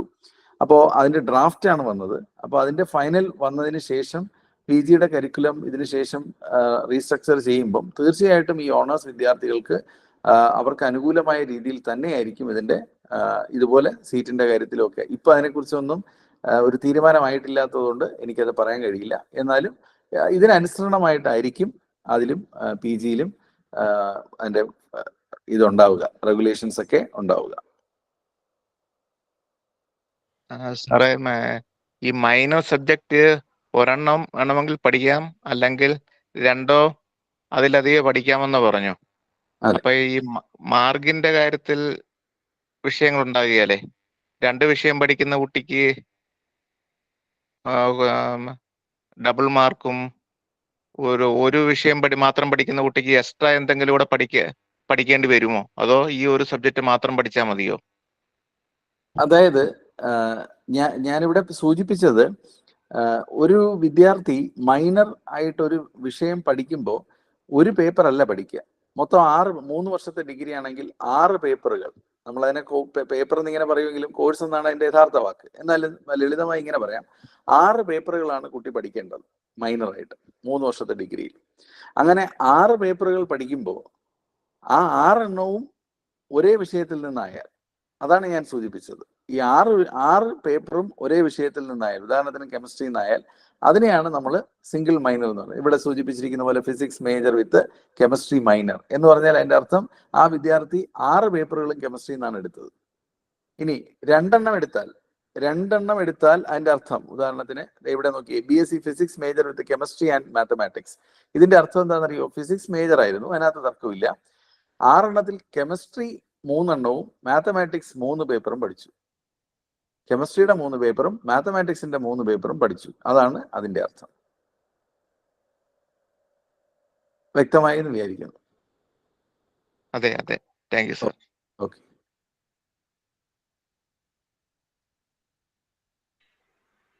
സാർ നമസ്കാരം. നമസ്കാരം സാറേ, ഈ അഡ്മിഷൻ സമയത്ത് നമ്മൾ ഈ മൈനർ വിഷയങ്ങൾ തിരഞ്ഞെടുക്കേണ്ടതുണ്ടോ? ഞാൻ കേട്ടില്ല സാർ, ഒന്നുകൂടെ പറയാമോ? അഡ്മിഷൻ സമയത്ത് തന്നെ മൈനർ വിഷയങ്ങൾ തിരഞ്ഞെടുക്കണോ എന്നാണ് ചോദ്യം. വേണ്ട, വളരെ പ്രസക്തമായ ഒരു ചോദ്യമാണ്.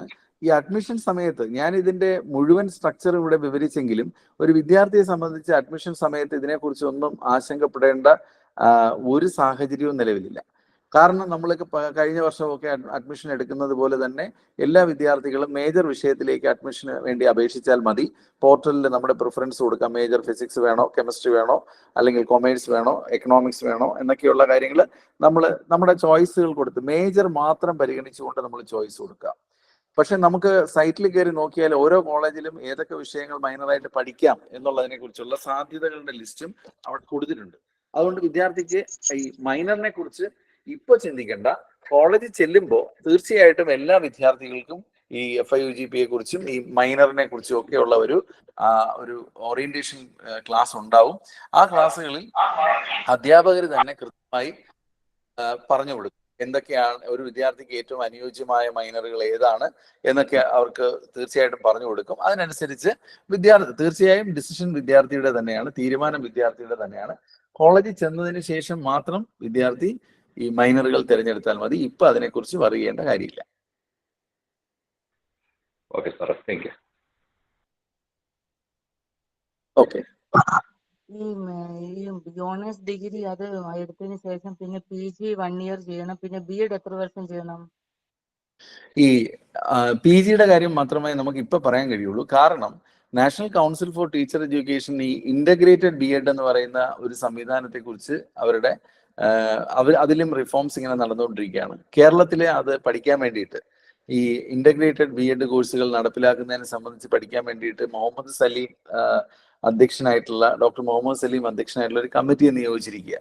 അപ്പോൾ B.Edഉം ഇതിന്റെ ഭാഗമായി തന്നെ പോകും. ഈ വിദ്യാർത്ഥികൾക്ക്, ഓണേഴ്സ് എടുക്കുന്ന വിദ്യാർത്ഥികൾക്ക് തീർച്ചയായിട്ടും അതിനകത്ത് B.Ed ചെയ്യാനും ഒക്കെയുള്ള അവസരങ്ങൾ ഉണ്ടാവും. അത് എങ്ങനെ ആവും എന്നുള്ളത് ആ കമ്മിറ്റിയുടെ റെക്കമെൻഡേഷൻ കൂടെ വന്നാൽ മാത്രമേ നമുക്ക് പറയാൻ കഴിയൂ. ഇപ്പൊ നമുക്ക് അതിനെക്കുറിച്ച് പറയാൻ കഴിയില്ല. എന്തായാലും വിദ്യാർത്ഥിക്ക് അനുകൂലമായിട്ടായിരിക്കും അത്തരം B.Ed കോഴ്സുകളൊക്കെ വരിക. Okay sir.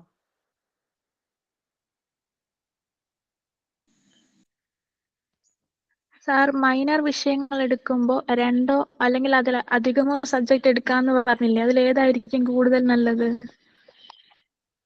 നമ്മൾ മൈനർ വിഷയങ്ങൾ എപ്പോഴും ഒരു വിഷയം മൈനറായിട്ട് എടുത്താലും 2 വിഷയം വരെ മൈനറായിട്ട് എടുക്കുന്നതാണ് വിദ്യാർത്ഥിക്ക് ഏറ്റവും, ഇത് എൻ്റെ വ്യക്തിപരമായ അഭിപ്രായമാണ് ഞാൻ പറയുന്നത്, 2 വിഷയങ്ങൾ വരെ എടുക്കുന്നതാണ് അഭികാമ്യം. 2ൽ കൂടുതൽ എടുത്താൽ നമ്മൾ സിംഗിൾ മേജർ എന്നേ അറിയപ്പെടുള്ളൂ. ഉദാഹരണത്തിന് ഞാൻ ഇവിടെ കൊടുത്തിരിക്കുന്ന ഇപ്പം BSc ഫിസിക്സ് മേജർ എന്ന് പറഞ്ഞാൽ അതിന്റെ അർത്ഥം 2ൽ കൂടുതൽ വിഷയങ്ങൾ ആ വിദ്യാർത്ഥി ഇത് പഠിച്ചു എന്നുള്ളതാണ്, മൈനറായിട്ട് പഠിച്ചു എന്നുള്ളതാണ്. നമ്മുടെ ഡിഗ്രിയുടെ പേരിന്റെ കൂടെ മൈനറിന്റെ പേരും കൂടെ വരുന്നത് എപ്പോഴും സിംഗിൾ മൈനർ ആണെങ്കിൽ നല്ലതാണ്. ഒരു മൈനർ തന്നെ പഠിക്കുന്നത് കാരണം വെച്ചാൽ നമുക്ക് അതിലും കൂടെ നമുക്കൊരു പ്രാവീണ്യമുണ്ട്, 24 ക്രെഡിറ്റ് ആർജിച്ചിട്ടുണ്ട് എന്നുള്ളതാണ്. പക്ഷെ പല സയൻസ് വിഷയങ്ങളിലൊക്കെ നമുക്ക് 2 ഇപ്പം ഉദാഹരണത്തിന് BSc physics major with chemistry and mathematics എന്ന് പറയുമ്പോൾ നമുക്ക് അറിയാൻ പറ്റും ആ വിദ്യാർത്ഥി മാത്തമാറ്റിക്സിലും കെമിസ്ട്രിയിലും കൂടെ 12 ക്രെഡിറ്റ് വെച്ച്, അതായത് 3 പേപ്പറുകൾ വെച്ച് പഠിച്ചിട്ടുണ്ട് എന്ന് മനസ്സിലാക്കാൻ സാധിക്കും. അപ്പൊ അത് 1 വേണോ 2 വേണോ എന്നുള്ളത് വിദ്യാർത്ഥിക്ക് തീരുമാനിക്കാം. പക്ഷെ 2ൽ കൂടുതലാകുന്നത് അഭികാമ്യമല്ല. എന്നാൽ പോലും വിദ്യാർത്ഥിക്ക് അങ്ങനെ ഒരു താല്പര്യം ഉണ്ടെങ്കിൽ അങ്ങനെയും പോവാം. Okay sir. ഓക്കെ.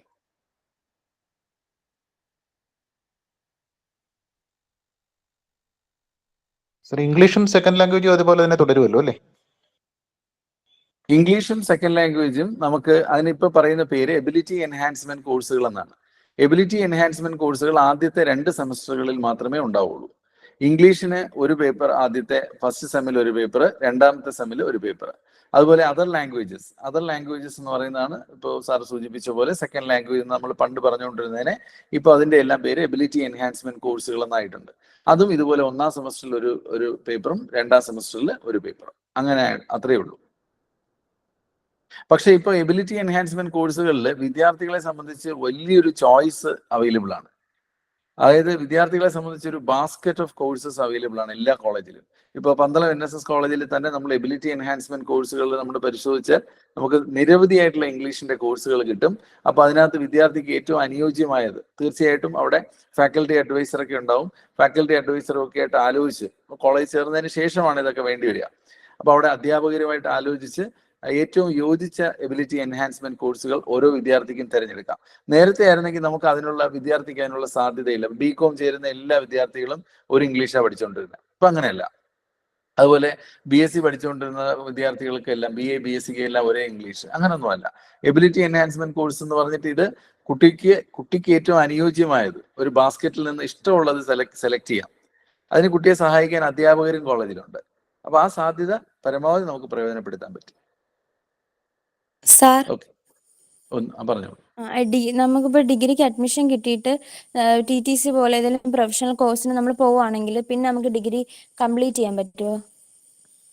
ഡിഗ്രിയിൽ ഇപ്പൊ നമുക്ക് എക്സിറ്റ് ഉള്ളത് 3-ാം വർഷം കഴിയുമ്പോഴാണ് നമുക്ക് എക്സിറ്റ് ഉള്ളത്. അതായത് ഡിഗ്രി എടുത്ത് നമുക്ക് പുറത്തു പോകാനാണ് ഫോർമലി നമുക്ക് എക്സിറ്റ് ആവാനുള്ള അവസരം. അല്ലാതെ നമ്മൾ നിർത്തിപ്പോയാൽ നേരത്തെ പോലെ പഴയ സിസ്റ്റം പോലെ തന്നെയാണ്. നമ്മൾ നിർത്തിപ്പോയി കഴിഞ്ഞാൽ പിന്നെ റീ അഡ്മിഷൻ അത്തരം കാര്യങ്ങളൊക്കെ ഉണ്ടാവും.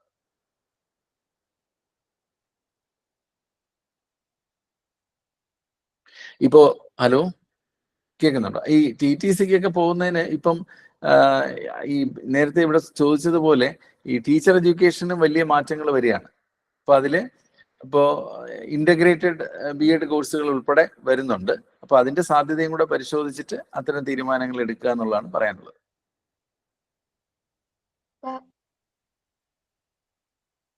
Okay sir.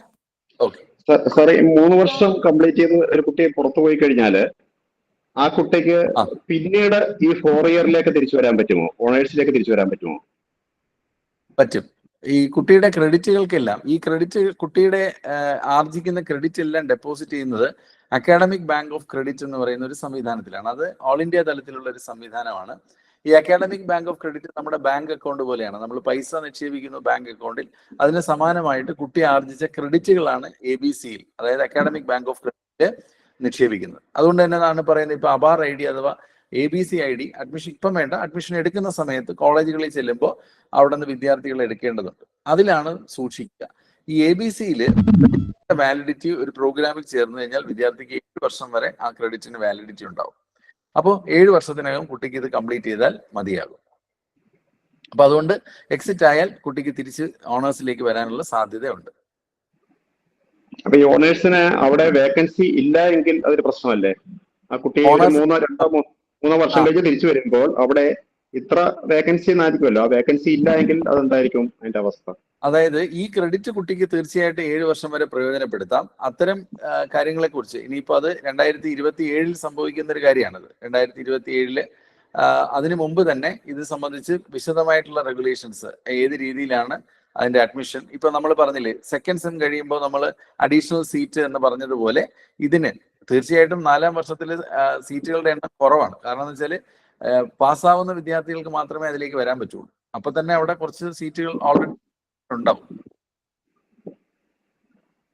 അതേപോലെ ഈ ഓണേഴ്സ് വിത്ത് റിസർച്ച് നമ്മൾ പറയുന്നുണ്ട്. അത് കഴിയുന്ന ഒരു കുട്ടി, റിസർച്ച് എടുക്കുന്ന കുട്ടിക്ക് ഡയറക്റ്റ് റിസർച്ചിന് പോകാമെന്ന് പറയുന്നുണ്ട്. ഈ കുട്ടിക്ക് PG എടുക്കാൻ പറ്റില്ലേ? PG എടുക്കാൻ തീർച്ചയായിട്ടും. പിന്നെ കുട്ടി 1 വർഷത്തെ PG ചെയ്യേണ്ട കാര്യമേ ഉള്ളൂ.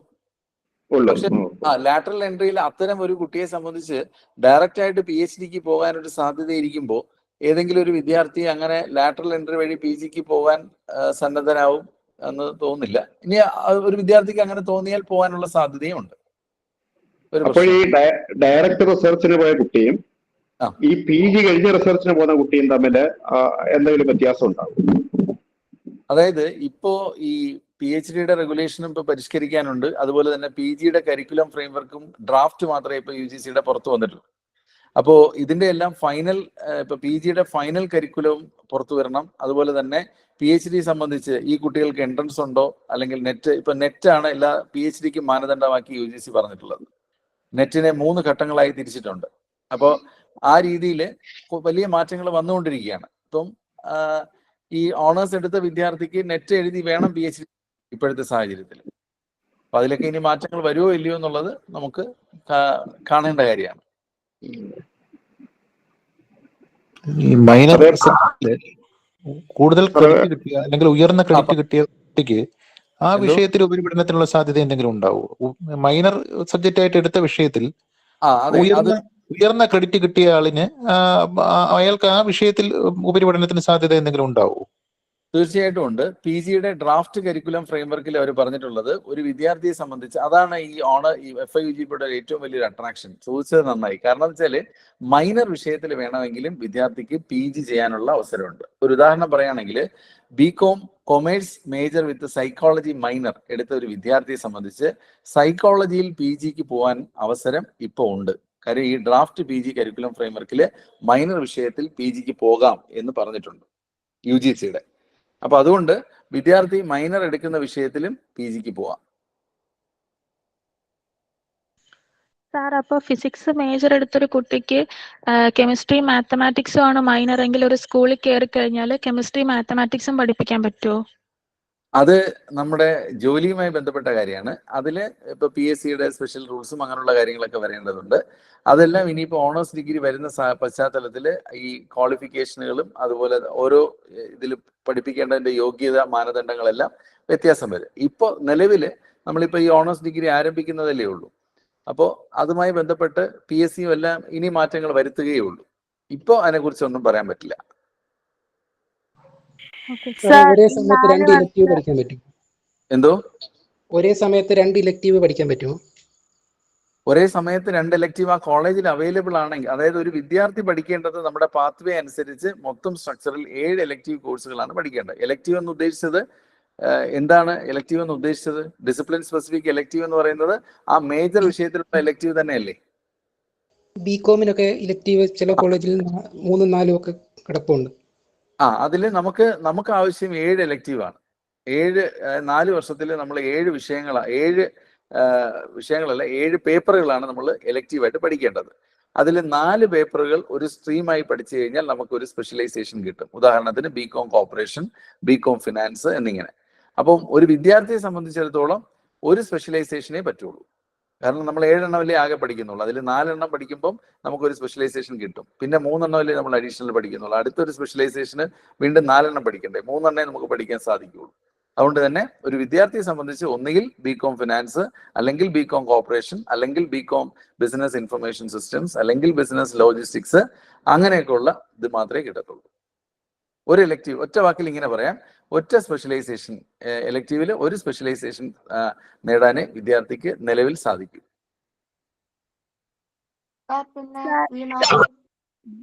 സാർ, ഈ 4 വർഷത്തെ ബയോളജി കോഴ്സ് എടുത്താൽ ജോലി സാധ്യത എന്തൊക്കെയാ സാർ? ബയോളജി, സുവോളജി ആണോ ഉദ്ദേശിച്ചത്? അങ്ങനെ സെപ്പറേറ്റ് ആയിട്ട് എടുക്കണം, അതോ ബയോളജി ആയിട്ട് എടുത്താൽ മതി? അതിനെക്കുറിച്ച് ആധികാരികമായി സംസാരിക്കാൻ ഇവിടെ എനിക്ക് തോന്നുന്ന നമ്മുടെ കോളേജിലെ തന്നെ സുവോളജി ബോട്ടണി അധ്യാപകരുണ്ടാവും. അവരാരെങ്കിലും ഒന്ന് മറുപടി പറഞ്ഞാൽ നന്നായിരുന്നു. സാറേ, രഞ്ജിത്ത് സാർ ഒരു മിനിറ്റ്.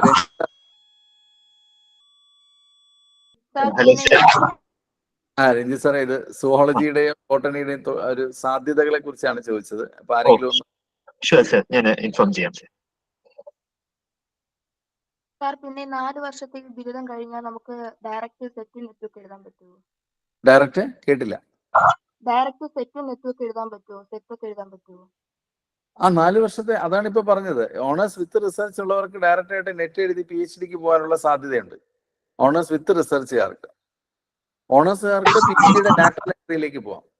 പിന്നെ സെറ്റിന്റെ അത് സംസ്ഥാന തലത്തിൽ നടത്തുന്ന പരീക്ഷയാണ്. ഞാൻ നേരത്തെ സൂചിപ്പിച്ചതുപോലെ ഈ 4 വർഷ ബിരുദം ആരംഭിച്ചു കഴിഞ്ഞതിന് ശേഷം മാത്രമേ അത്തരം കാര്യങ്ങളിലൊക്കെ, ഇപ്പൊ നിലവിൽ ഒരു തീരുമാനവും അത്തരത്തിലുള്ള കാര്യങ്ങളിൽ വന്നിട്ടില്ല. സെറ്റിന്റെ ഒന്നും കാര്യത്തിൽ ഭാവിയിൽ വരും. അതെങ്ങനെ വരുമെന്ന് നമുക്കിപ്പോൾ പറയാൻ കഴിയില്ല. എന്തായാലും വിദ്യാർത്ഥിക്ക് അനുകൂലമായി വരാനാണ് സാധ്യത. കേട്ടോ?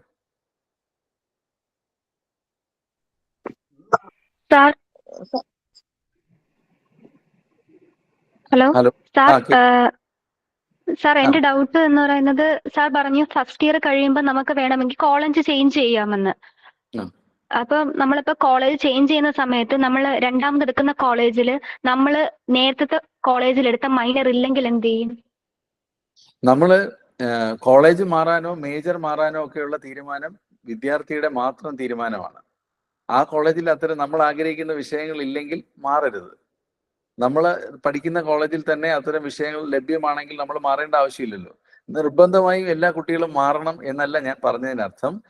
അങ്ങനെ ഏതെങ്കിലും കുട്ടിക്ക് ഒരു ആഗ്രഹം ഉണ്ടെങ്കിൽ അത് വളരെ അപൂർവമായി സംഭവിക്കുന്ന ഒരു കാര്യമാണ്. അങ്ങനെ ഉണ്ടെങ്കിൽ മാത്രം കുട്ടി മാറിയാൽ മതി. സാർ അപ്പൊ ഈ 4 വർഷത്തെ ഡിഗ്രി കഴിഞ്ഞാൽ നമുക്ക് നെറ്റ് എഴുതി കഴിഞ്ഞാൽ കോളേജിലൊക്കെ പഠിപ്പിക്കാൻ പറ്റുമോ? അതാണ് ഞാൻ സൂചിപ്പിച്ചത്. അത് സംബന്ധിച്ചിട്ടുള്ള നിയമാവലികൾ ഇനിയും വരേണ്ടിയിരിക്കുന്നു. ഇപ്പോൾ 4 വർഷത്തെ ബിരുദം നമ്മൾ ഇപ്പൊ ഇവിടെ റോൾ ഔട്ട് ചെയ്യാണ്.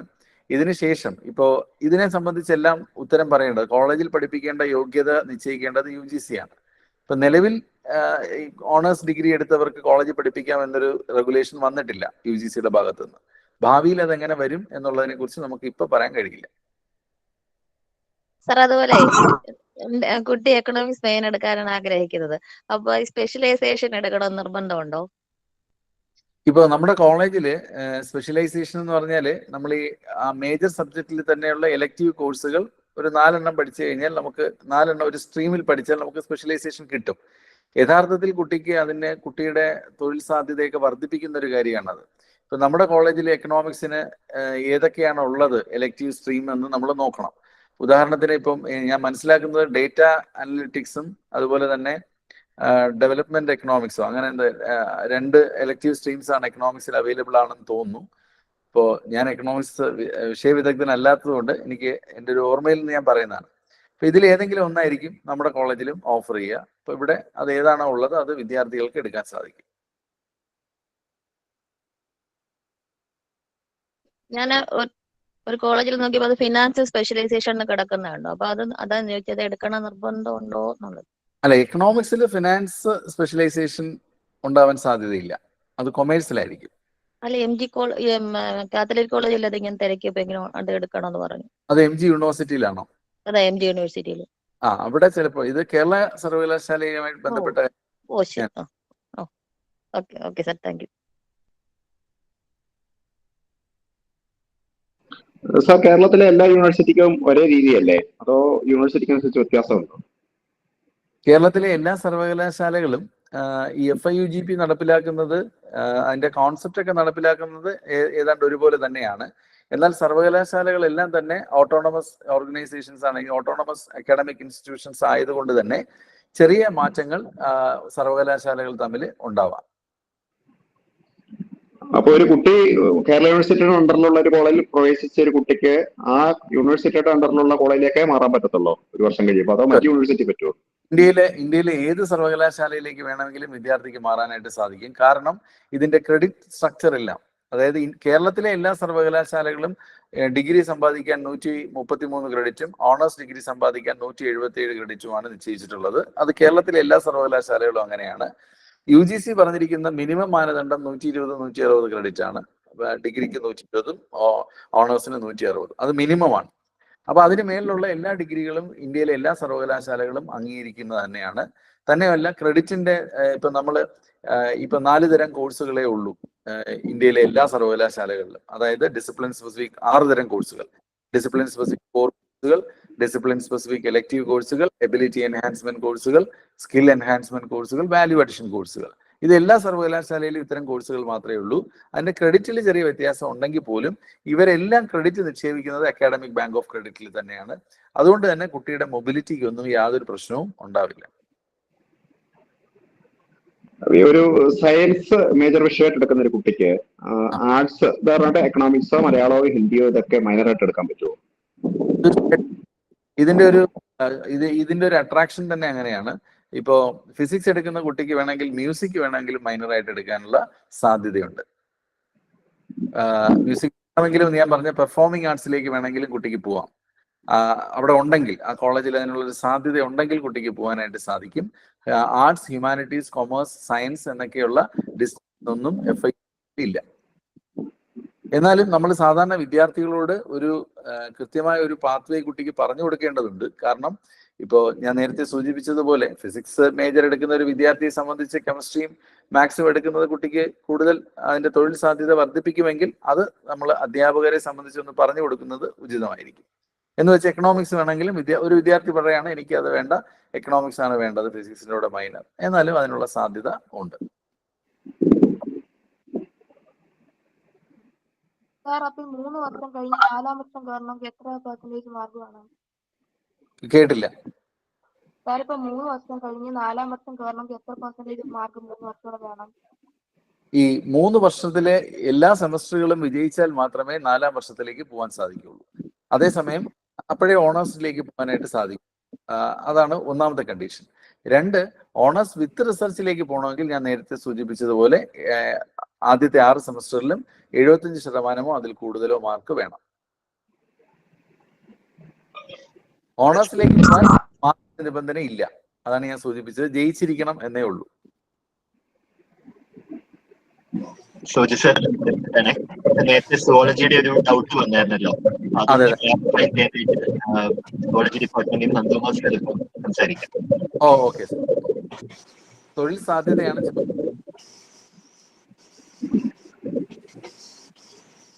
കേൾക്കാമോ?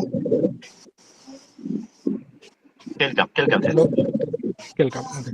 അപ്പൊ ഒരു സംശയം വന്നിരുന്നത് തൊഴിൽ മേഖലയുമായിട്ട് ബന്ധപ്പെട്ട് ഈ സബ്ജക്റ്റുകളിൽ എന്താണ് പുതിയ FIUGPയിലെ ഒരു പ്രത്യേകത തന്നെ അതാണ്.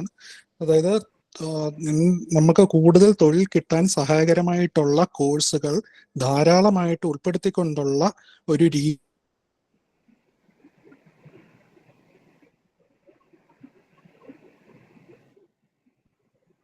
മ്യൂട്ടഡ് ആയേ സർ, നന്ദകുമാർ സർ. കേൾക്കാമോ? അപ്പം നമ്മുടെ കോളേജിൽ നിന്ന് ഈ ലൈഫ് സയൻസിലുള്ള കോഴ്സുകൾ, സുവോളജിയിലുള്ള കോഴ്സുകളൊക്കെ തന്നെയും നമ്മൾ ഈ FIUGP കോഴ്സ് കഴിഞ്ഞ് പുറത്തിറങ്ങുമ്പോൾ ഏതൊരു കോമ്പറ്റീറ്റീവ് എക്സാമിനെയും ഫേസ് ചെയ്യാൻ തക്കവണ്ണം ഒരു കുട്ടിയെ പ്രാപ്തനാക്കുന്ന രീതിയിലുള്ള കോഴ്സുകളാണ്. ഒരു ഉദാഹരണം പറയുകയാണെങ്കിൽ, ഇപ്പൊ എൻവയോൺമെന്റൽ സയൻസുമായിട്ട് ബന്ധപ്പെട്ട് എൻവയോൺമെന്റൽ കൺസൾട്ടന്റ് പോലുള്ള തൊഴിലുകളിലേക്ക് ഒരു കുട്ടിയെ നയിക്കുന്ന രീതിയിൽ ഇവിടെ 4 സെമസ്റ്ററുകളിലായിട്ട് എൻവയോൺമെന്റൽ സയൻസ് സ്പെഷ്യലൈസ് ചെയ്ത കോഴ്സുകളാണ് കുട്ടിക്ക് കൊടുക്കുന്നത്. അപ്പൊ അത്രയും നോളജ് ആ കുട്ടിക്ക് അതിൽ പ്രാക്ടിക്കലായിട്ടും തിയറിറ്റിക്കലായിട്ടും കിട്ടുന്ന രീതിയിലാണ് ഈ കോഴ്സ് ഡിസൈൻ ചെയ്തിരിക്കുന്നത്. അതുപോലെ തന്നെ life stock management, ornamental fish production, bio economics, eco tourism, ഇതുപോലുള്ള കോഴ്സുകളൊക്കെ തന്നെയും പിന്നീടുള്ള കോമ്പറ്റീറ്റീവ് എക്സാംസിനും മറ്റ് ജോലി സാധ്യതകൾക്കും ഉതകുന്നതാണ്. Thank you. സാറേ, ഒരു സംശയം. ഹലോ സാറേ. അതെ, ഈ 2.5 വർഷം കൊണ്ട് ഡിഗ്രി കംപ്ലീറ്റ് ചെയ്യാന്ന് പറയുന്നുണ്ടല്ലോ, അതെങ്ങനെയാണ്? നമുക്ക് ശരിക്കും 6 പേപ്പർ 3 വർഷം കൊണ്ടല്ലേ ഉള്ളേ. അപ്പൊ നല്ലൊരു ഇതുള്ള കുട്ടിക്ക് 2.5 വർഷം കൊണ്ട് തീരുന്നു പറയണ്ടല്ലോ, അതെങ്ങനെയാണ്? എക്സാം ഒക്കെ അതായത് ഫാസ്റ്റ് ട്രാക്ക് സംവിധാനം ഇതിന്റെ ഒരു ആകർഷണീയതയാണ്. അതായത് വിദ്യാർത്ഥികളെ സംബന്ധിച്ചിടത്തോളം അവർക്ക് ഓൺലൈൻ കോഴ്സുകളും കൂടെ ചെയ്യാനുള്ള അവസരമുണ്ട്. ഇപ്പൊ ഒരു സെമസ്റ്ററിൽ ഒരു ഉദാഹരണം പറയുകയാണെങ്കിൽ, നമ്മൾ കോളേജിൽ നിന്ന് പഠിക്കേണ്ടത് 1ാമത്തെയും 2ാമത്തെയും സെമസ്റ്ററിൽ നമ്മൾ പഠിക്കേണ്ടത് 21 ക്രെഡിറ്റിനുള്ള കോഴ്സുകളാണ്. എന്നാൽ 21 ക്രെഡിറ്റിനുള്ള കോഴ്സുകളാണ് നമ്മൾ പഠിക്കേണ്ടത്. എന്നാൽ നമ്മളെ സംബന്ധിച്ച് നമ്മുടെ റെഗുലേഷൻ പറയുന്നത് ഒരു സെമസ്റ്ററിൽ ഒരു വിദ്യാർത്ഥിക്ക് പരമാവധി 28 ആർജിക്കാം. മാഡം മൈക്ക് ഒന്ന് മ്യൂട്ട് ചെയ്യാവോ? അപ്പോൾ നമ്മൾ ഒരു വിദ്യാർത്ഥിയെ സംബന്ധിച്ച് കോളേജിൽ നിന്ന് 21 ക്രെഡിറ്റ് ആണ് ആർജിക്കാൻ സാധിക്കുക ആദ്യത്തെ 1-2 സെമസ്റ്ററിൽ. ഇതുപോലെ 3-4 സെമസ്റ്ററുകളിലൊക്കെ 21 മുതൽ 24 ക്രെഡിറ്റുകൾ വരെയാണ് വിദ്യാർത്ഥിക്ക് പരമാവധി കോളേജിൽ നിന്ന് ആർജിക്കാൻ സാധിക്കുക. പക്ഷേ നമ്മുടെ റെഗുലേഷൻ പ്രകാരം 28 ക്രെഡിറ്റുകൾ വരെ വിദ്യാർത്ഥിക്ക് ആർജിക്കാം. അതെങ്ങനെ ഈ അഡീഷണൽ ക്രെഡിറ്റ് ആർജിക്കുമെന്ന് ചോദിച്ചു കഴിഞ്ഞാൽ, ഓൺലൈൻ കോഴ്സുകൾ, ബോർഡ് ഓഫ് സ്റ്റഡീസ് റെക്കമെൻഡ് ചെയ്ത ഓൺലൈൻ കോഴ്സുകൾ വിദ്യാർത്ഥിക്ക് ചെയ്യാനായിട്ട് സാധിക്കും. അങ്ങനെ ചെയ്താൽ വിദ്യാർത്ഥിക്ക് 28 ക്രെഡിറ്റ് 28 ഗുണം 5 140 ക്രെഡിറ്റ് വരെ 133 ക്രെഡിറ്റ് ആണ് വിദ്യാർത്ഥിക്ക് ഡിഗ്രി സമ്പാദിക്കാൻ വേണ്ടത്. ഇവിടെ 140 ക്രെഡിറ്റ് വരെ ഏൺ ചെയ്ത് വിദ്യാർത്ഥിക്ക് 5 സെമസ്റ്റർ കൊണ്ട് ഡിഗ്രി പാസ്സായി പുറത്തു പോകാനായിട്ട് സാധിക്കും. സാർ, അങ്ങനെയുണ്ടെങ്കിൽ 5 സെമസ്റ്റർ കൊണ്ട് ആ കുട്ടി കംപ്ലീറ്റ് ചെയ്ത് കഴിഞ്ഞാൽ പിന്നെ ഡയറക്റ്റ് ആ കുട്ടിക്ക് 7ാം സെമസ്റ്ററിലേക്ക് കയറാൻ പറ്റുമോ? തീർച്ചയായിട്ടും പറ്റും. അതായത് 5 സെമസ്റ്ററിൽ വിദ്യാർത്ഥി അങ്ങനെ ഫാസ്റ്റ് ട്രാക്കിൽ വരികയാണെങ്കിൽ പിന്നെ വിദ്യാർത്ഥി നേരെ പ്രവേശനം ലഭിക്കുക. ഈ 6ാമത്തെ സെമസ്റ്ററിലെ കോഴ്സുകളായിരിക്കും കുട്ടി ഓൺലൈനായിട്ട് നേരത്തെ പഠിച്ച് വിദ്യാർത്ഥി 5 സെമസ്റ്ററിൽ കംപ്ലീറ്റ് ചെയ്യുക. അങ്ങനെ വരുമ്പോൾ വിദ്യാർത്ഥി 7ാമത്തെ സെമസ്റ്ററിലേക്ക് നേരെ പോകും. 7ാമത്തെ സെമസ്റ്ററിലേക്ക് പോയി കഴിഞ്ഞാൽ, അതുകൊണ്ട് 5ാമത്തെ സെമസ്റ്റർ കഴിയുമ്പോൾ തന്നെ 7ാമത്തെ സെമസ്റ്റർ കൂടെ കോളേജിൽ ആരംഭിക്കേണ്ടതുണ്ട്. ഇനി ആ ഓൺലൈൻ കോഴ്സുകൾ ഏതൊക്കെയാണെന്നുള്ളത് ബോർഡ് ഓഫ് സ്റ്റഡീസ് നിഷ്കർഷിക്കും. ഇപ്പൊ നിലവില് എല്ലാ ബോർഡുകളും നമ്മുടെ കോളേജിൽ കൊടുക്കേണ്ട കോഴ്സുകളുടെ സിലബസും അതിന്റെ രൂപീകരണവും ഒക്കെ പൂർത്തീകരിച്ചിട്ടുണ്ട്. ഓൺലൈൻ കോഴ്സുകളുടെ റെക്കമെൻഡേഷൻസ് ഉടനെ തന്നെ ബോർഡ് ഓഫ് സ്റ്റഡീസുകളെല്ലാം അറിയിക്കും നമ്മളെ. സാർ പിന്നെ ഈ നമ്മുടെ പ്ലസ് ടുവിന്റെ മാർക്ക് എത്ര വേണം മെറിറ്റ് കിട്ടാൻ NSSലൊക്കെ? അത് ഒരു കുഴക്കുന്ന ചോദ്യമാണ്. കാരണം എന്ന് വെച്ചാല് നമ്മള് മെറിറ്റ് അനുസരിച്ച് ഏത് വിഷയത്തിനെ നമ്മൾ അപ്ലൈ ചെയ്യുന്നു, ഏത് മേജർ വിഷയത്തിലേക്കാണ് നമ്മൾ അപ്ലൈ ചെയ്യുന്നത്, മറ്റുള്ള വിദ്യാർത്ഥികളുടെ മാർക്ക് എത്രയാണ്, നമ്മുടെ കോളേജിൽ നമ്മൾ അപ്ലൈ ചെയ്യുന്ന കോളേജിനെ സംബന്ധിച്ച് അതിൽ എത്ര കുട്ടികൾ ഡിമാൻഡ് ചെയ്യുന്നു ആ കോളേജ്, ഇതിനെയൊക്കെ ആശ്രയിച്ചാണ് ഇരിക്കുക. അതിപ്പോൾ നിലവിൽ ആർക്കും പറയാൻ കഴിയില്ല. നമുക്ക് താല്പര്യം അനുസരിച്ച് നമ്മൾ അപ്ലൈ ചെയ്യുക എന്നുള്ളത് മാത്രമാണ് ഇപ്പം നമുക്ക് ചെയ്യാൻ കഴിയുന്ന ഒരു കാര്യം. അപ്പം ഒരു വിദ്യാർത്ഥി എന്നുള്ള നിലയ്ക്ക് ഏതാണോ താല്പര്യമുള്ള മേജർ വിഷയങ്ങൾ, അതോടൊപ്പം ഏതൊക്കെയാണോ താല്പര്യമുള്ള കോളേജുകൾ, ഇതിന്റെ ഒരു പ്രിഫറൻസ് തയ്യാറാക്കിയിട്ട് നമ്മൾ ഓപ്ഷൻസ് കൊടുക്കുക. 20 ഓപ്ഷൻസ് വരെ നമുക്ക് കൊടുക്കാമല്ലോ. അപ്പൊ അങ്ങനെ കൊടുത്തു നോക്കുക കേട്ടോ.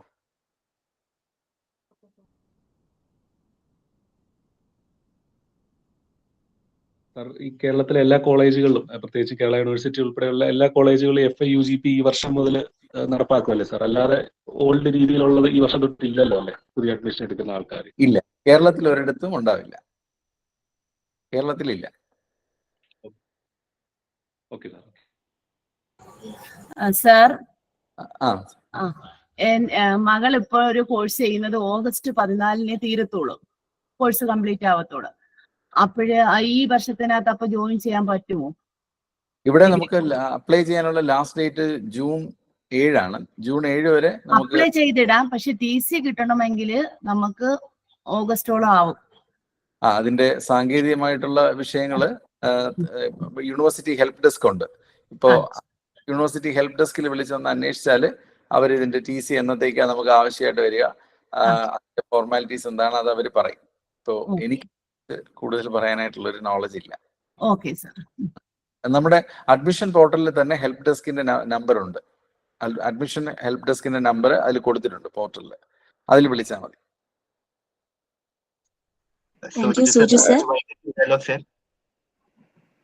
എന്തോ നമുക്ക് വൈൻഡപ്പ് ചെയ്താലോ സർ? അത്യാവശ്യം. ഓക്കെ സാർ, ഒരു ചോദ്യം ചോദിച്ചോട്ടെ. ഈ വർഷം കുട്ടികള് ഇതിനകത്ത് ജോയിൻ ചെയ്യാണ്. ഈ കുട്ടി 3 വർഷം ആകുമ്പോഴേക്കും ഈ കുട്ടിയുടെ പല വിഷയങ്ങളും നഷ്ടപ്പെട്ടു. അതുകൊണ്ട് ഈ കുട്ടിക്ക് 3-ാം വർഷം ഡിഗ്രി കിട്ടുന്നില്ല. ഇപ്പോഴത്തെ സിസ്റ്റം അനുസരിച്ച് ഈ കുട്ടി പല പ്രാവശ്യമായിട്ട് ഡിഗ്രിയുടെ നഷ്ടപ്പെട്ട കോഴ്സുകളൊക്കെ എഴുതിയെടുത്തു കഴിഞ്ഞാൽ ആ കുട്ടിക്ക് വീണ്ടും ഈ അടുത്ത സെമ്മിലേക്ക് കയറാൻ പറ്റുമോ? അതായത് നിലവിലെ 6 സെം കൊണ്ട് പൂർത്തീകരിക്കുന്ന ഡിഗ്രി, ആ ഡിഗ്രിക്കുള്ള കുട്ടികളെ പല സബ്ജക്റ്റുകൾ നഷ്ടപ്പെട്ടെന്നിരിക്കട്ടെ, നമ്മുടെ ഇപ്പോഴത്തെ രീതി അനുസരിച്ചൊക്കെ തന്നെ. അപ്പൊ ആ കുട്ടിക്ക് ഡിഗ്രി കിട്ടിയിട്ടില്ല. ആ കുട്ടി പല പ്രാവശ്യമായിട്ട് ആ നഷ്ടപ്പെട്ട വിഷയങ്ങൾ എഴുതിയെടുത്തു കഴിഞ്ഞാൽ ആ കുട്ടിക്ക് പിന്നീട് നമുക്ക് 7ലേക്ക് കയറാൻ പറ്റുമോ എന്നുള്ളതാണ്. ഞാൻ ഉത്തരം പറയാം. അതായത് ഈ നിലവിലെ സംവിധാനവുമായിട്ട് ഈ പുതിയ സംവിധാനത്തിന് യാതൊരു ബന്ധവുമില്ല. നിലവിലെ സംവിധാനം പോലെ അല്ല ഇത്. കാരണം എന്ന് വെച്ചാൽ ഇതിന്റെ ക്രെഡിറ്റുകളെല്ലാം നിക്ഷേപിക്കുന്നത് അക്കാഡമിക് ബാങ്ക് ഓഫ് ക്രെഡിറ്റിലാണ്. ഞാൻ നേരത്തെ സൂചിപ്പിച്ചതുപോലെ കുട്ടിയുടെ ക്രെഡിറ്റിന്റെ വാലിഡിറ്റി പരമാവധി 7 വർഷമാണ്.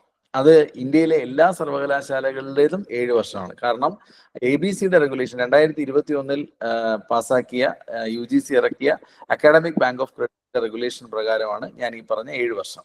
അതുകൊണ്ട് തന്നെ ആർജിച്ച ക്രെഡിറ്റ് 7 വർഷത്തിനുള്ളിൽ കുട്ടിക്ക് റെഡീം ചെയ്യാൻ സാധിച്ചില്ലെങ്കിൽ, ക്രെഡിറ്റ് റെഡീം ചെയ്യാന്ന് പറഞ്ഞാൽ അത് പാസ്സായാലേ റെഡീം ചെയ്യാൻ പറ്റുള്ളൂ.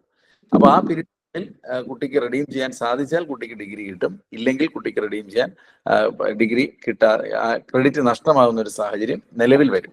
ഈ റെഗുലേഷന് പിന്നെ മാറ്റം വരുത്തിയാലേ അതിനെന്തെങ്കിലും മാറ്റം വരുള്ളൂ. പിന്നെ പണ്ടത്തെ പോലെ നമുക്ക് ഈ മെഴ്സി ചാൻസ് അങ്ങനെയുള്ള സംവിധാനങ്ങളൊന്നും ഉണ്ടാവില്ല.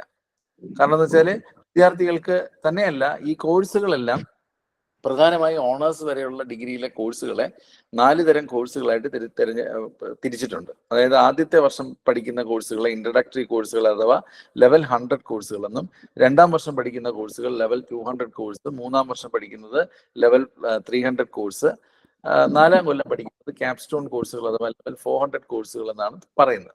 അപ്പൊ ഇത്തരം കോഴ്സുകൾ, സമാനമായ കോഴ്സുകൾ എടുത്തുകൊണ്ട് ഒരു വിഷയത്തിൽ ആ ലെവലിലുള്ള കോഴ്സുകൾ പഠിച്ചു വിദ്യാർത്ഥിക്ക് ക്രെഡിറ്റ് ആർജിക്കാൻ പറ്റും. അപ്പോൾ അത് വിദ്യാർത്ഥി തന്നെയാണ് വിദ്യാർത്ഥിയുടെ ലേണിംഗ് പാത്വേ ഡിറ്റർമിൻ ചെയ്യുന്നത്. അതുകൊണ്ട് ഈ സപ്ലിമെന്ററി എഴുതിയെടുക്കുക അങ്ങനെയുള്ള സംവിധാനങ്ങളെ കുറിച്ച് അതിനേക്കാളും വിദ്യാർത്ഥിക്ക് മറ്റു പല സാധ്യതകളും ഇതിനകത്തുണ്ട്. പക്ഷെ പരമാവധി 7 വർഷം വരെ ക്രെഡിറ്റിന് വാലിഡിറ്റി ഉള്ളൂ.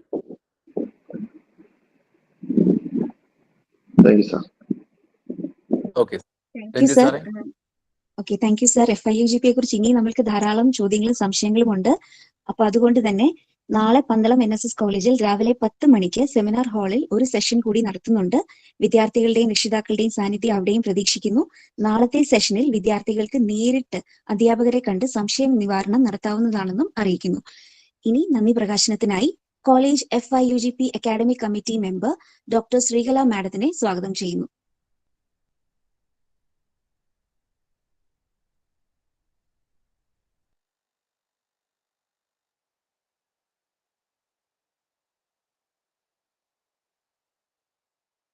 ശ്രീകല മാം. എല്ലാവർക്കും നമസ്കാരം. കേൾക്കാമല്ലോ അല്ലേ? Yes ma'am. എല്ലാവർക്കും നമസ്കാരം. കേരള യൂണിവേഴ്സിറ്റി ഈ അക്കാദമിക് വർഷം ആരംഭിക്കാൻ പോകുന്ന 4 വർഷ ബിരുദ പ്രോഗ്രാമിനെ കുറിച്ച് പൊതുസമൂഹത്തിനും അക്കാദമിക് സമൂഹത്തിനും വളരെയേറെ സംശയങ്ങളുണ്ട്. ആ അവസരത്തിൽ കാലിക പ്രസക്തിയുള്ള ഇങ്ങനെ ഒരു പ്രോഗ്രാം സംഘടിപ്പിക്കുന്നതിന് നേതൃത്വം നൽകിയ പന്തളം NSS കോളേജിന്റെ ബഹുമാന്യനായ പ്രിൻസിപ്പൽ ഡോക്ടർ സനൽകുമാർ സാറിന് ഈ പ്രോഗ്രാമിന്റെ പേരിലും അക്കാദമിക് കമ്മിറ്റിയുടെ പേരിലും കൃതജ്ഞത അർപ്പിക്കുന്നു.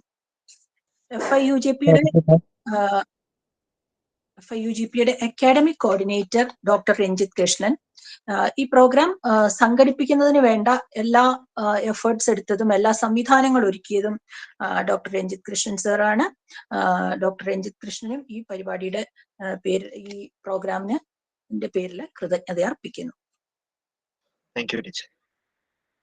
ഈ ഒരുപാട് സംശയങ്ങൾ നിലനിൽക്കുന്ന ഒരു ഏരിയ ആണ് ഈ FIUGP ഇംപ്ലിമെന്റ് ചെയ്യാൻ പോകുന്ന FIUGP പ്രോഗ്രാം. അതിനെക്കുറിച്ച് ഏറ്റവും